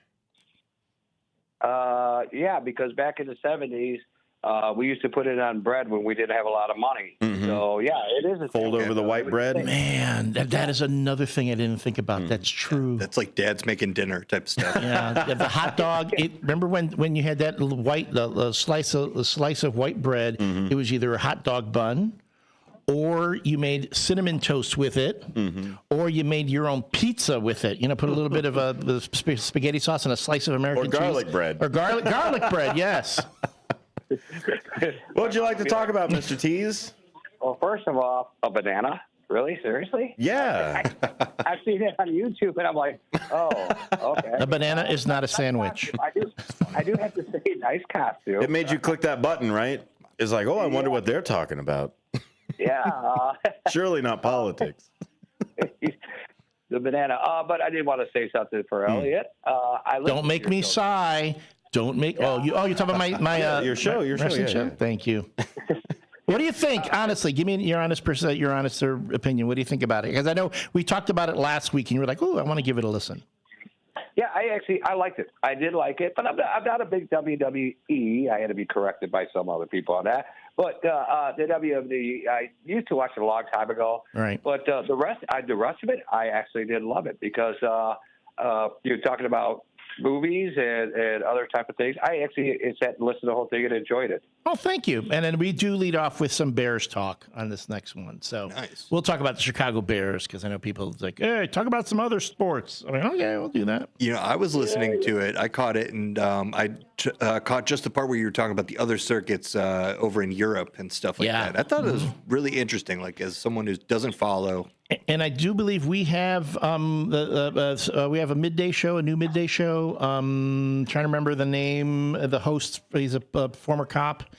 We were talking about Bill Pellerino's. Bill reached out to me. I guess his daughter runs their own wrestling promotion. That's amazing. And he was like, "Hey, we'd love to have you come out to the show so you can see it." I said, "Oh, definitely. I couldn't make it this time, but I definitely want to check the next one." So there are people, lots of fans, even folks. We want to talk to folks in the area who have their own wrestling promotions. I do know a couple of pro wrestlers from around the area that I'd love to have on the show. Yeah, Matt brings retired sheriff, I believe, on Bill Pellerino's to talk all about the different things that he's done before. He's a big movie buff as well. So let's get into our apolitical discussion real quick. And David, please stick around for a second too.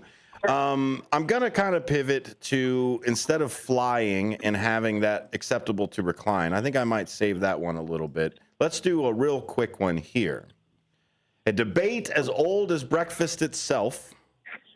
Do you pour cereal first, like a reasonable human being? No, I'm sorry. That's too biased.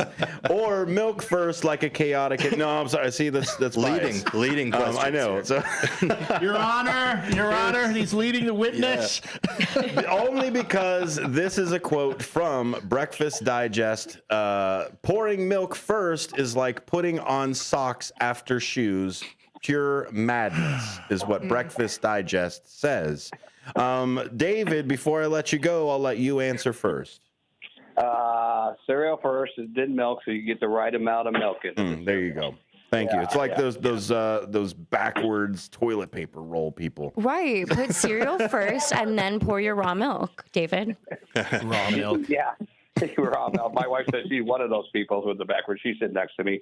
There's no way I'm turning this the other way now. Sam's got that rebellious bone in her body. Of the spiders. It's I think is what it was. It's the spiders side of it. That's fair. I'm spiders, she's centipedes. Yeah, those house centipedes will get you. Hey, thanks a lot, Mr. Tease. We'll see you on Tuesday, where he's actually taken over the Apolitical Talk Show, because I will be over at Journey of Hope to moderate a forum for the candidates for the city council. I heard it's going to be a great time. Oh, it's going to be great. Great place to ask your own questions, too. Hey, Mr. Tease, you want me to come in for you on Tuesday? If you'd like to, I mean, you're more than welcome. It sounded come on over. I don't know. Now you get a chance to blow his mind. There you go. You're going to drive him bananas. Hey. I'll wear the banana suit. And Cecilia, I will see you on Sunday for your fundraiser. Mm-hmm. I will see you on Sunday, Mr. Tease. I'm looking forward to it. This Sunday right here. And then I think Mark Bialek is having something on Saturday as well over at Arcades. Next Saturday. Next Saturday. Okay. I just want to make sure I get my Saturdays okay. But yeah, go ahead. Deacon Frost there. Yeah, that's going to be a party. It's going to be, and karaoke too. Ooh. So, yeah. Yes. So if you want to get some, you're going to have karaoke on Sunday? I'm going to have a DJ. Oh, hey. Yeah, we're going to be spinning some oldies classic rock with a new house twist. Oh, okay. And where's that going to be at? That's going to be held at Danny's Pizza on Douglas from 3 p.m. to 8 p.m. Feel free to swing by. You'll get a wristband and come on by. Right there. Tell them Cecilia and WRMN sent you. Please do. Please do. We'll be happy to see you. You guys take care, and Mr. Banana, I'll see you later. See you later, bro. Thanks, Dave. Don't forget to get your potassium. Yeah. That's a lot of potassium over there. You should have went eat me. Yeah. Oh, yeah. That's how you get potassium. So I need you. Man, you got cereal or milk first. Me first? What do we got? Cereal or milk first? Which one goes in the bowl? Well, usually, as a single guy, a single banana. Or does it even matter because you eat out of the pack? Eat it dry like a just got the true moo strawberry milk, and then the handful of Fruit Loops.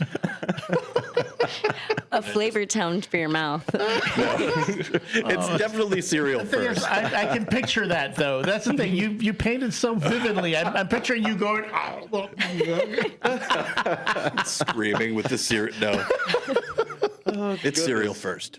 Is there anything else that's, I guess, that would need to go first like that? Is there anything like cereal that you always say this always goes first? Sweeping before mopping. That's definitely true. I'll definitely agree with that Get those crumbs. That's there. Buttering the pan. before Okay. eggs. Yeah, Okay. You don't put the egg, then butter. Okay, well, let's look at it this way. Salt and pepper in your eggs. Does it go into the scramble before, or are you cooking it and adding it while it's frying? Let it flavorize in there, marinate. Yeah. There's a chemistry. There's a chemistry to it. Yeah. Well, salt. I do salt first. That helps with the emulsion to break it up. Right. Pepper as you're cooking. Okay. That way you don't make it gray. Like you get the and not starts too changing much. colors. You guys have to be careful. I'm about to send all of you an invite to Young Republicans Go to Flavortown. It is a wonderful group. It's a great name. I wish I could take credit, but I'd just like to pay a visit to Flavortown. Well, what's his name is gonna sue you for that? Guy Fieri. You know what? He's just gonna have to deal with it. Guy Fieri is like, hey. I'm just saying it. For what it's worth, I like how you're pulling out all the Gen X stuff for us olds. Okay, we'll change it to Flavatown. Flava Flav. Now you're going even further back. I just thought of something. My guys. soul was there. I wasn't. Fight the pepper. Because salt and pepper. Push it. Guys, I just thought of something. What's that? The correct way, like the way that you may should put condiments on a hot dog, if I worded that correctly. Like I just started actually doing mustard and ketchup, or all the condiments first, On and the then bottom? you put the hot dog on. Oh, yeah, okay. Because when it's on top, it's all in my beard. And Or they my don't face. fall off They then. fall off, yeah. I do that with chili dogs. Chili dogs, I'll put the mustard. It's like the only time I use yellow mustard because it's for children. Okay, honestly. speak of the devil, and he doth appear chili. Mhm. Chili 5-way from Steak and Shake. Nothing beats that. What? Chili 5-way? Is it? What is it? What's in on it? I swear. Okay, so it's a Cincinnati original, and you've got your spaghetti noodles. Mhm. Oh, best is with Skyline Chili from Cincinnati. It's an original 5-way? Yeah. Oh, so you got your Got the noodles, you got your onions, onions, you got your cheese. cheese, go there. and then you got your beans Yeah, on there as get well. those beans. Oh. That's it. 3-way when I was a kid, but afterwards you add more and more. But I'll tell you, a coney, man, with that coney, you throw the mustard on the middle there. We're just gonna do hot dogs every hour now. This is where it is. Welcome to a hot dog show, where we go bananas. So let's, before we head out, we've got about 5 minutes left in this segment here, and I don't want to get anything too heavy in 5 minutes. That's a little rough. So let's talk we'll about save that for something the that's last half light. hour. Yeah, exactly. Something that's light and floats, or maybe not floats, flies. Is it acceptable to recline your seat on an airplane? An age-old battle between seat recliners and seat defenders, right? Because as soon as you put your seat back, you messed up everybody's tray table at that point. So do you do it because you are entitled to put it back, or is it a common courtesy? Who's first? I'll go. Since I already said don't do it as a tall guy, but I mean, like, there's a reason why there's the rules of don't recline during takeoff and landing. And I think the idea behind it is that it's like leg room, knees are closer, that kind of thing. But as a tall guy also, like, I need that reclination. I need to recline. It makes you more comfortable. It's your space, and really, it only does mess with the tray table, in my opinion. So I'm all for responsible reclining. If there's maybe a really tall guy behind me, communication. That's what it comes down to. Like you lean back and look back and say, hey, is that all right?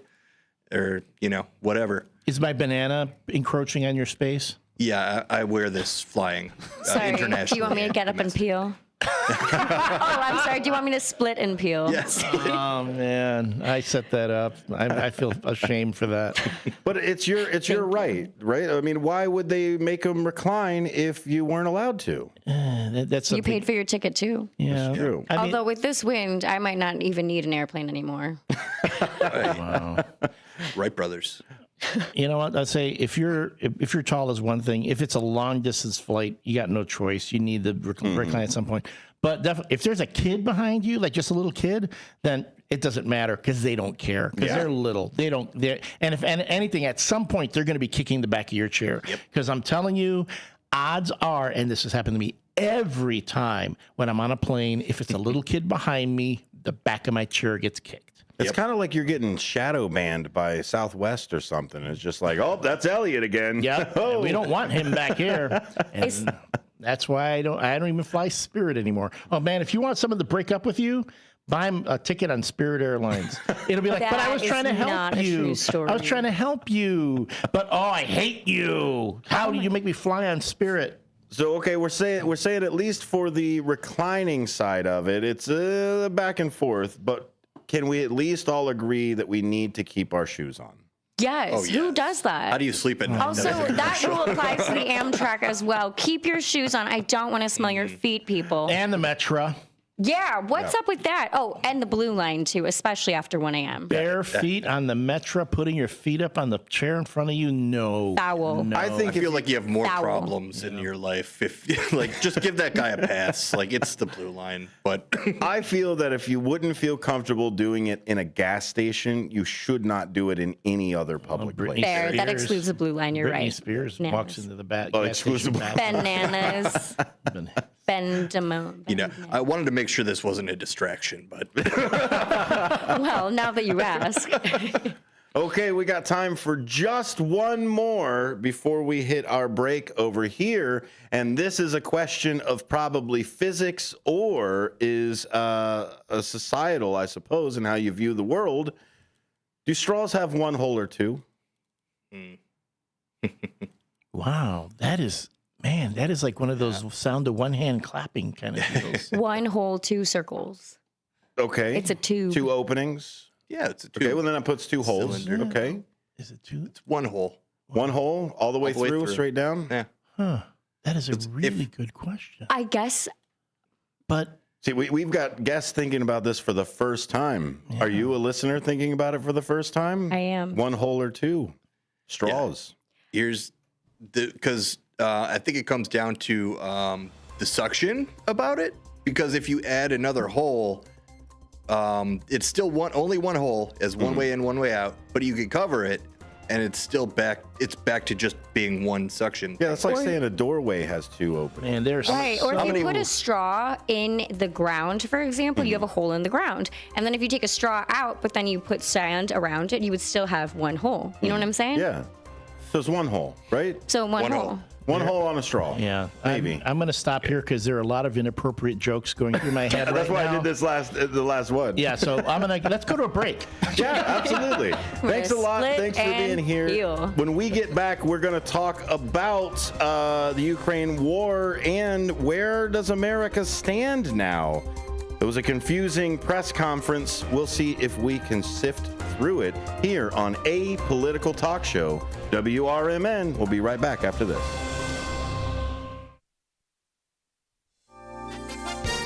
With your 1410 WRMN Newsflash, I'm Sean Kernan. Brought to you by Sky Rizzy. In Elgin, a new ordinance has been enacted to improve road safety by banning on-street solicitation. The measure addresses a concerning rise in accidents related to solicitation, which have increased by over 60% since 2015. Effective this week, the ordinance aims to minimize potentially hazardous interaction in traffic lanes and medians. The Elgin Police Department is hosting a women's open house on Thursday, March 13th from 6 to 8 p.m. The event offers an exclusive opportunity to meet female officers and gain insights into a career in law enforcement. The Elgin Township Triad is hosting a day of activities for seniors at the center of Elgin on March 20th, beginning at 9 a.m.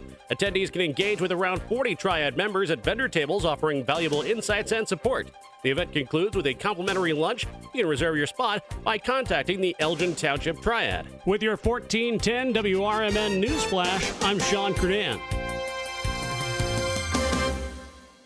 Dell Technologies is celebrating with anniversary savings on their most popular tech. For a limited time only, save on select next-gen PCs like the XPS 16, powered by Intel Core Ultra processors and more. Plus, curate your dream setup with great deals on select monitors, mice, and more must-have electronics and accessories. When you shop online at Dell.com/deals, you'll have access to leading-edge technology to match your forward-thinking spirit and free shipping on everything. Again, that's Dell.com/deals. Drivers who switch and save with Progressive could save hundreds. With that kind of money, you could go big time. The next time you're out to dinner with friends, you can order the shrimp cocktail for the table. And maybe you'll realize it only comes with 4 shrimp after you've already given away 3, but that one shrimp will be so good. And if you switch and save hundreds, you could get shrimp all the time. Switch to Progressive and you could save big time. For shrimp, Progressive Casualty Insurance Company and affiliates, not available in all states. Potential savings will vary. At Britain's Touchless Car Wash, they know life gets busy. That's why they're here 24/7 to keep your car looking spotless, fast, and easy. Their advanced brush-free wash technology delivers a sparkling clean without a single scratch, because they treat your car like it's their own. Here's the best part. Right now, you can get a free car wash just for joining their text club. It's simple. Just text BRITT to 30400, and your first wash is on them. Britain's Touchless Car Wash has 2 convenient locations, 1923 Larkin Avenue in Elgin and 555 Willow in West Dundee. They're proud to keep your car clean while giving back to our community. Text BRITT to 30400. That's BRITT to 30400. Now for your free car wash, and see why Britain's Touchless Car Wash is the fast, gentle, and reliable choice. This is Sarah Silver with your Fox Valley forecast. Tonight, a slight chance of rain showers before 8 p.m., then a slight chance of snow showers. Mostly cloudy with a low around 21, rising to around 23 overnight. Windy with gusts up to 45 miles per hour. Tomorrow, sunny with a high near 31. Currently, it is 46 with clear skies. I'm Sarah Silver on the Talk of the Town, WRMN.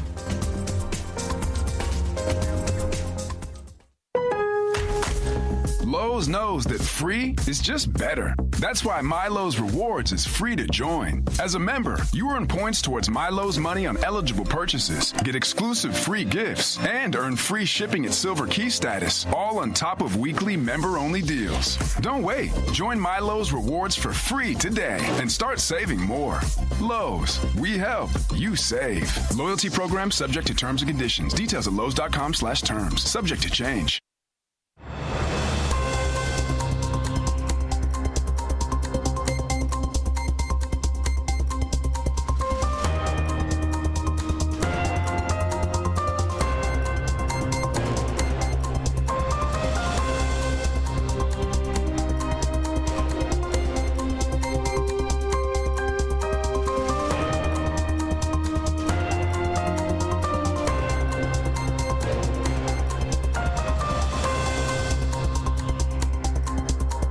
Welcome back to A Political Talk Show on WRMN. My name is Dennis Sonar Green. This is the last half hour of WRMN's A Political Talk Show. Don't fret, don't frown. You can go ahead and find us on your favorite podcasting platform, and we'll be right there for you.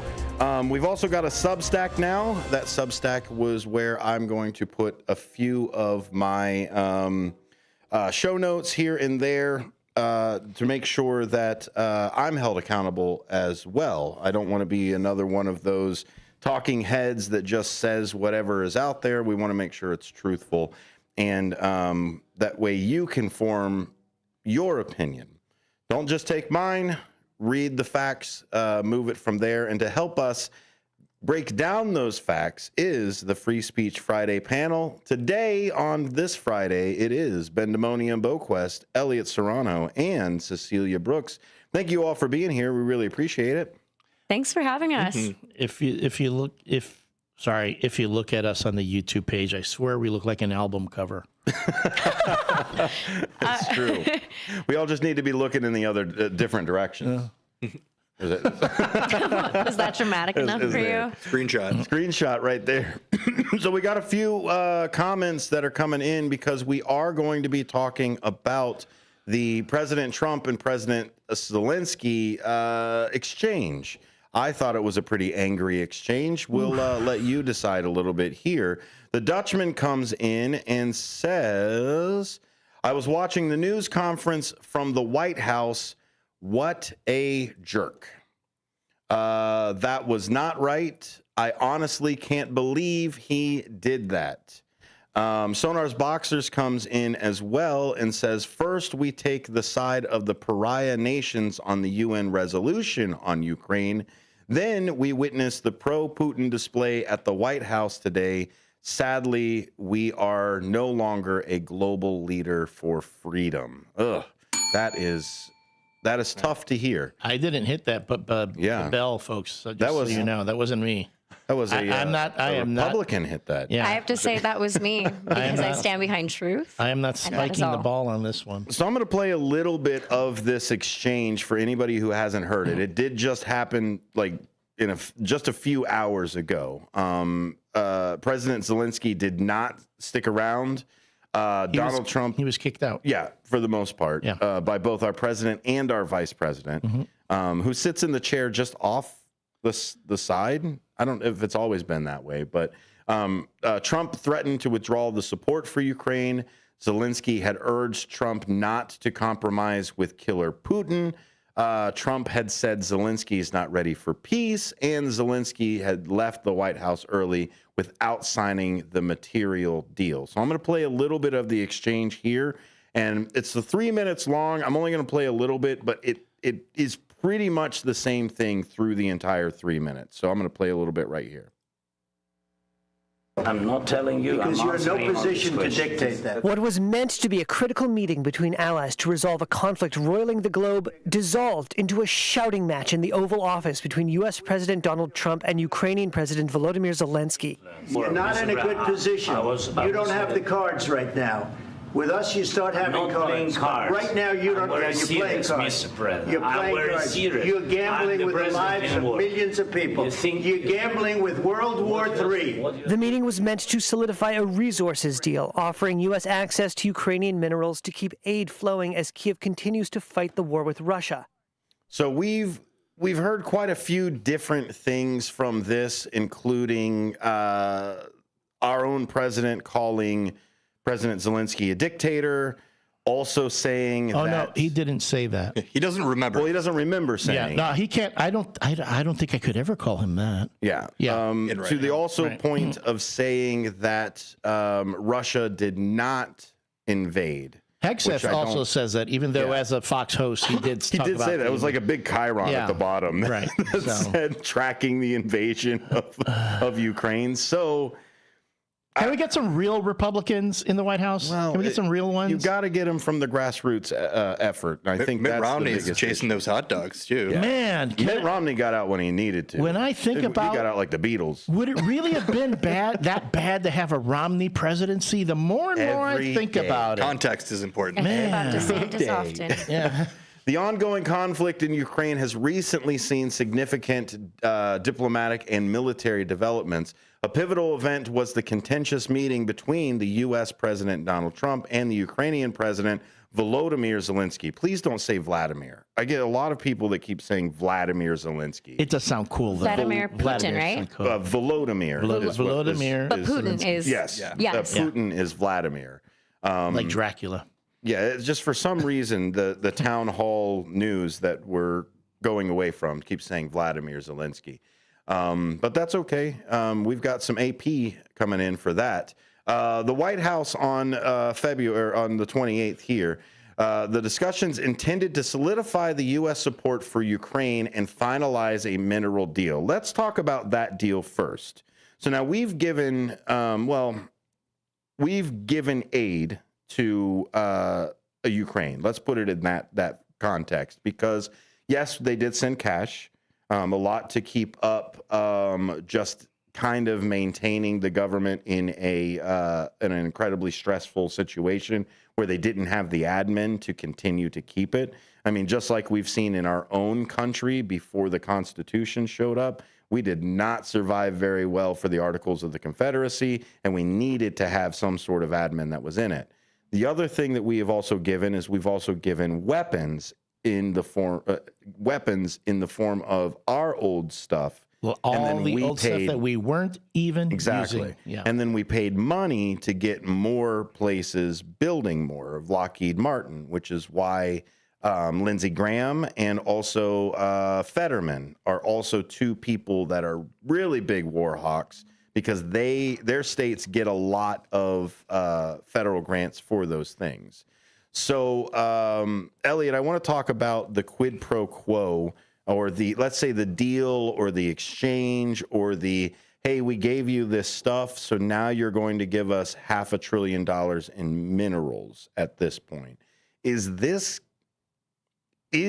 hate to put it like this, but is this the future that we're going to see with our allies like Greenland and Canada and some of these other places, that it's more about not necessarily a scratch my back, your back, it's the extortion almost, where we moved away from being the protector to the protector. It's a real nice shop you got here. It'd be real bad if something bad happened to it.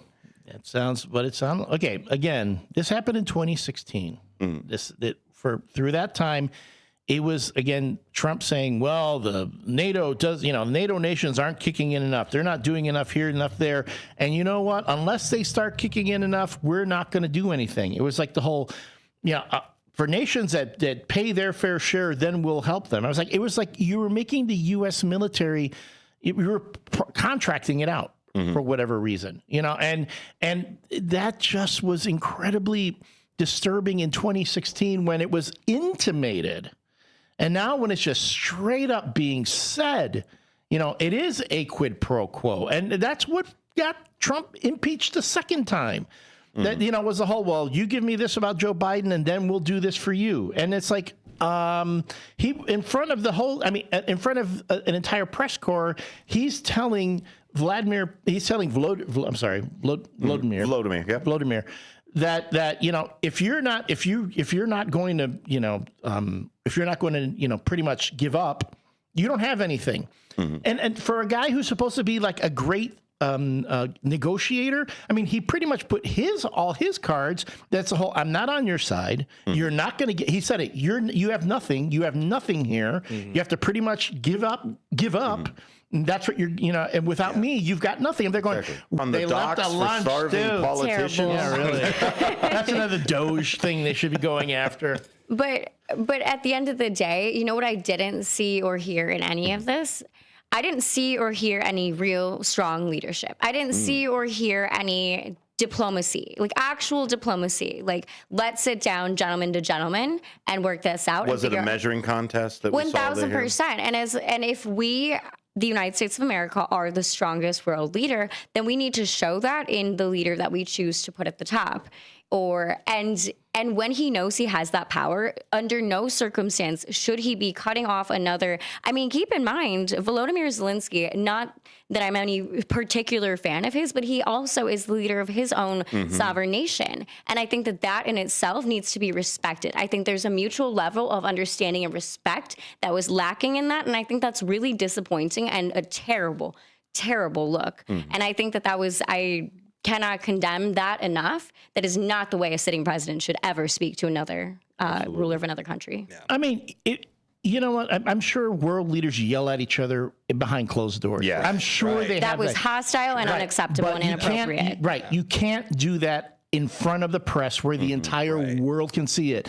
And also with a member of TASS, the Russian news organization, in the room. Yeah. It seemed very, very... I'm motivated. Ben, with this, did it seem like President Trump wanted President Zelensky to act the same way that President Trump acts when he is with President Putin?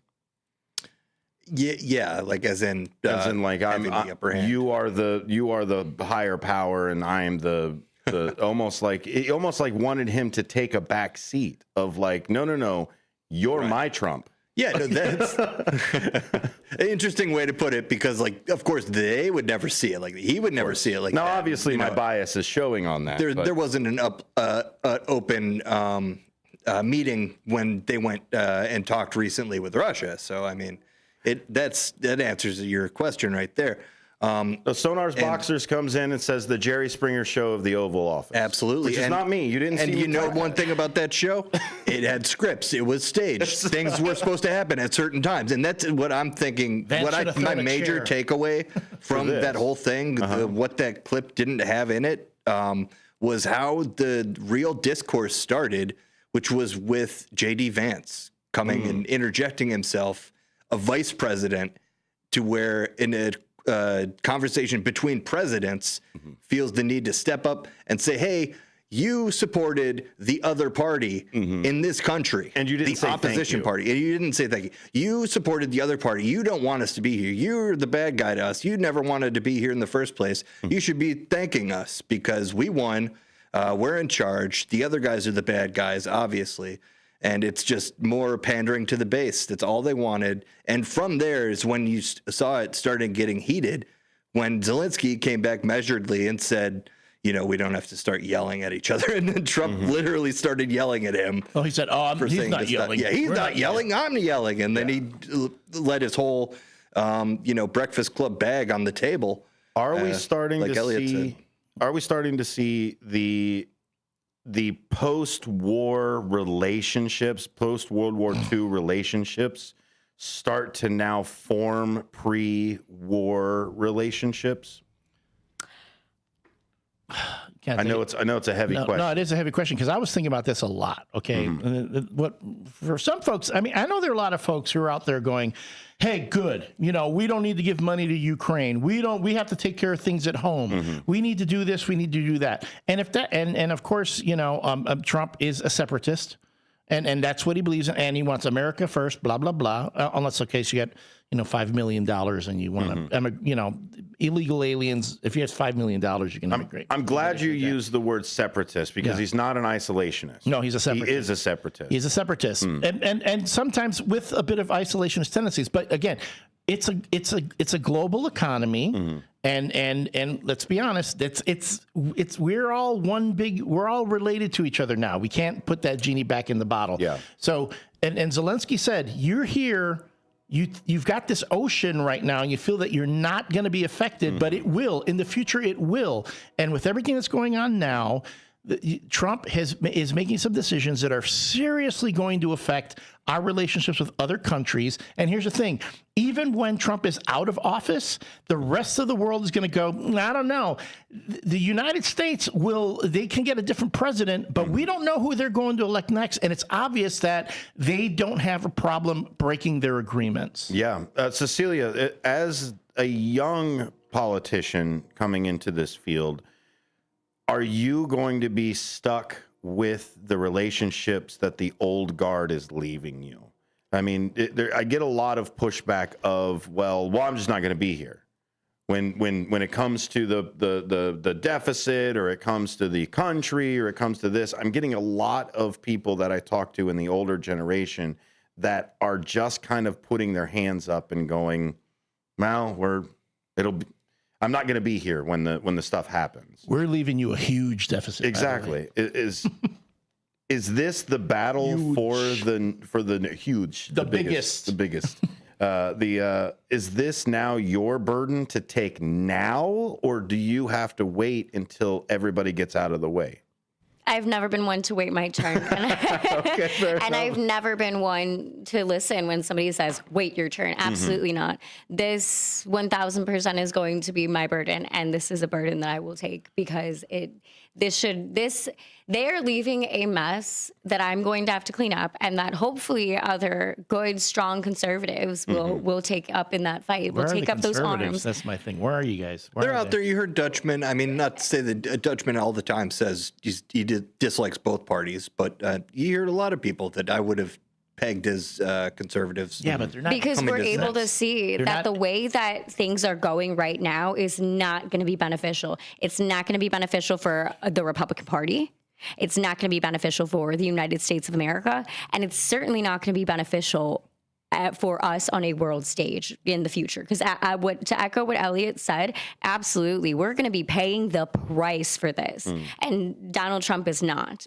President Trump is not going to be paying the price for this, but we will. And especially as a young person coming into politics, 1,000%. I'm going to be footing the bill for this. And it is a mess I will gladly clean up, because this is never how I would run things. And I would never speak to somebody like that. We need to focus on strengthening the relationships we have with allies through diplomacy and temperate negotiation. But right now, we have none of those things. And it's really, really concerning, because the world, what Elliot said again, the rest of the world is not going to forget this. And neither will I. It's going to be something that we're going to be living with for forever. For as long as I've been around, it's always been the grandkids. You're leaving this for the grandkids. Hello, I'm the grandkid. I'm almost 40.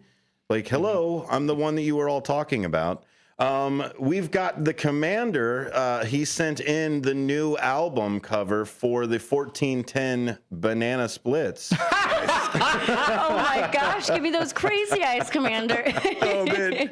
That's it. So we got that on there from the text line, 505-926-1410. I look like the crazy guy from The Waterboy. Yeah, we were all supposed to look different ways. I look constipated there. I'm like, gee. I look scared. Which I'm usually never am. You're the lead singer for sure, just looking right into the camera, like right. Yeah, that's definitely good there for the 1410 Banana Splits, right? The 10 split for the for bowling too is there. So we might have been caught slipping there, but never again. That's it. Let's talk a little bit about the rest of the world. I mean, I don't like it the way that was talked and the way that was put out. The rest of the world is starting to now look back at us. This is one of the big pet peeves of mine, too, when people start talking about third world countries. It always refers to back post-war. First world was America and our allies. That was first world, post-war this. Second world is Russia and their allies. Third world was anybody who decided not to do that. Switzerland is a third world country. Please stop using third world inappropriately, because you don't know what you're talking about. I think they mean developing countries when they talk. Yeah. As a pejorative, right? They're trying to. But it's usually, yes, developing, yes, but it's usually meant as a pejorative. Exactly. Oh, absolutely. But somebody who either used in a wrongful term didn't decide to get in or isn't established enough to get to that point. And I believe in that at that time, India was still in that same side. So India is now still a considered. BRICS Exactly. country. And that's why they came up with more than just 1, 2, and third world. Right. But if we were still going to look through that lens, have we left the first world country and moved to the second world, Ben? I mean, just by matter of fact, that's the direction it's going. That we're moving towards different allies right now. Especially, I think that's what again, I can't get over how it was said as the opposition. You know, there's two parties. Obviously, that's like a word, like the opposition party. But like we talk about campaign politics and actual being in office and how it should differ. And that's just, it's one of those things where it's like opposition is like when you're talking outside of America, you know, like who is that? It seems like obviously the right wing is moving to take us there. Whereas the left is, you know, to their detriment, it just hasn't made the right moves, has stagnated in making it worth it to be the quote unquote third world, first world, which really it is kind of a weird classification. Let me ask both sides right now. Are we now fans of Russia? If we vote for a guy, I never stopped being a fan of Russia, man. I never stopped. Okay, you know? Like I like Russian history. I like how they helped in World War II a lot to stop the Nazis. You know, I like that they were the first communist nation to kind of make sense for a little amount of time. And they had a revolution to stop a monarchy, to stop the way it used to be. It's unfortunate where it's been. And, you know, it's one of those things like we talk about the spectrum, the political spectrum. When I was in high school, I found myself in some progressive circles where I was arguing with a lot of leftists about how, Russia is actually not kind of like the good guy now. Yeah. So well, the Red Scare, right? And now you see it on the right where big fans of Russia. So are we not supposed to be part of the Red Scare anymore? Honest, is really where it is. Yeah. Now, Russia as a people, as a culture, as a country, sure, I can find beauty in almost anybody's country for it. But the leadership that's in there, are we now marching towards that alliance? Honestly. Hopefully not. That's really concerning, especially as someone who understands the history. May not have been there, but a lot of us have seen this book. We've seen this movie. We've read the story. We know how this begins, and we also know how it ends. And do with that what you will, but it's concerning. And I say that as a traditional conservative, not a MAGA Republican, because I never was. But I've always been a traditional conservative, and that means conserving the United States Constitution for what it was, including the Bill of Rights. And to me, this is really, really disappointing and pretty darn concerning. Well, Admiral Elliot Akbar, is it a trap? Is it a trap? It's hard to say. I mean, okay, should we be friends with Russia? Should, at the very least, of course, right? Cordial. Because, when you have two superpowers, or, we're three superpowers now, we keep forgetting China and all that.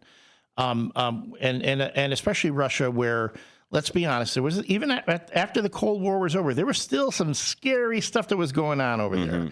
And it helped us to be more aligned with them than against them so that we could know what was going on. But do we want to be friends with Putin? Do we want to be aligned with that type of government? Absolutely not. I mean, it's funny because there was a time when we did have more moderate folks over there that we just would not work with, which is a shame. And I agree with you, Mark Ellis. How can we possibly take this conversation seriously with a dude wearing a banana outfit? You're right. And that's why we needed some of that brevity, because this is an incredibly heavy situation. With eternal hope for the future. Eternal hope springs. The banana of hope. That's it. Apolitical Talk Show will be back on Monday. If you ever miss anything that's here, check out the podcast, Apolitical Talk Show. All four of those words. Have a great weekend. We'll see you tomorrow. Hi, this is Mark Bialek, and I am running for re-election to be an Elgin Township trustee. As an elected official, I understand that it's my job to represent the entire community, whether you lean to the left, to the right, or view yourself as independent. Left starts with the letter L, and I use this letter to let you know that I listen, learn, and lead. Right starts with the letter R, and I like to use this letter to describe myself as resourceful, responsible, and real. Finally, independent begins with the letter I, and there is no I in team, but I know that it takes a team to build a successful community, and that team consists of you and me. You let me know what you think and how you feel, and I take those thoughts with me to board meetings, where I try to make the most sensible, common sense votes that I can to help Elgin Township remain a great place to work and live. So when you cast your ballot this spring, please consider me, Mark Bialek, Marky B for trustee, and follow me on Facebook at Mark Bialek for Elgin Township. Paid for by Friends for Mark Bialek. Your hometown radio station since 1949. We are WRMN AM 1410, Elgin time, 6 o'clock. This is WRMN News. Hello, I'm Dennis Green. A jump in jobless claims has led to a drop in consumer confidence. News Nation's Brooke Schaefer reports Americans are concerned about their jobs as layoffs hit all sectors and some big names. High-profile companies like Starbucks and Facebook's parent company Meta, they've already announced job cuts this year, something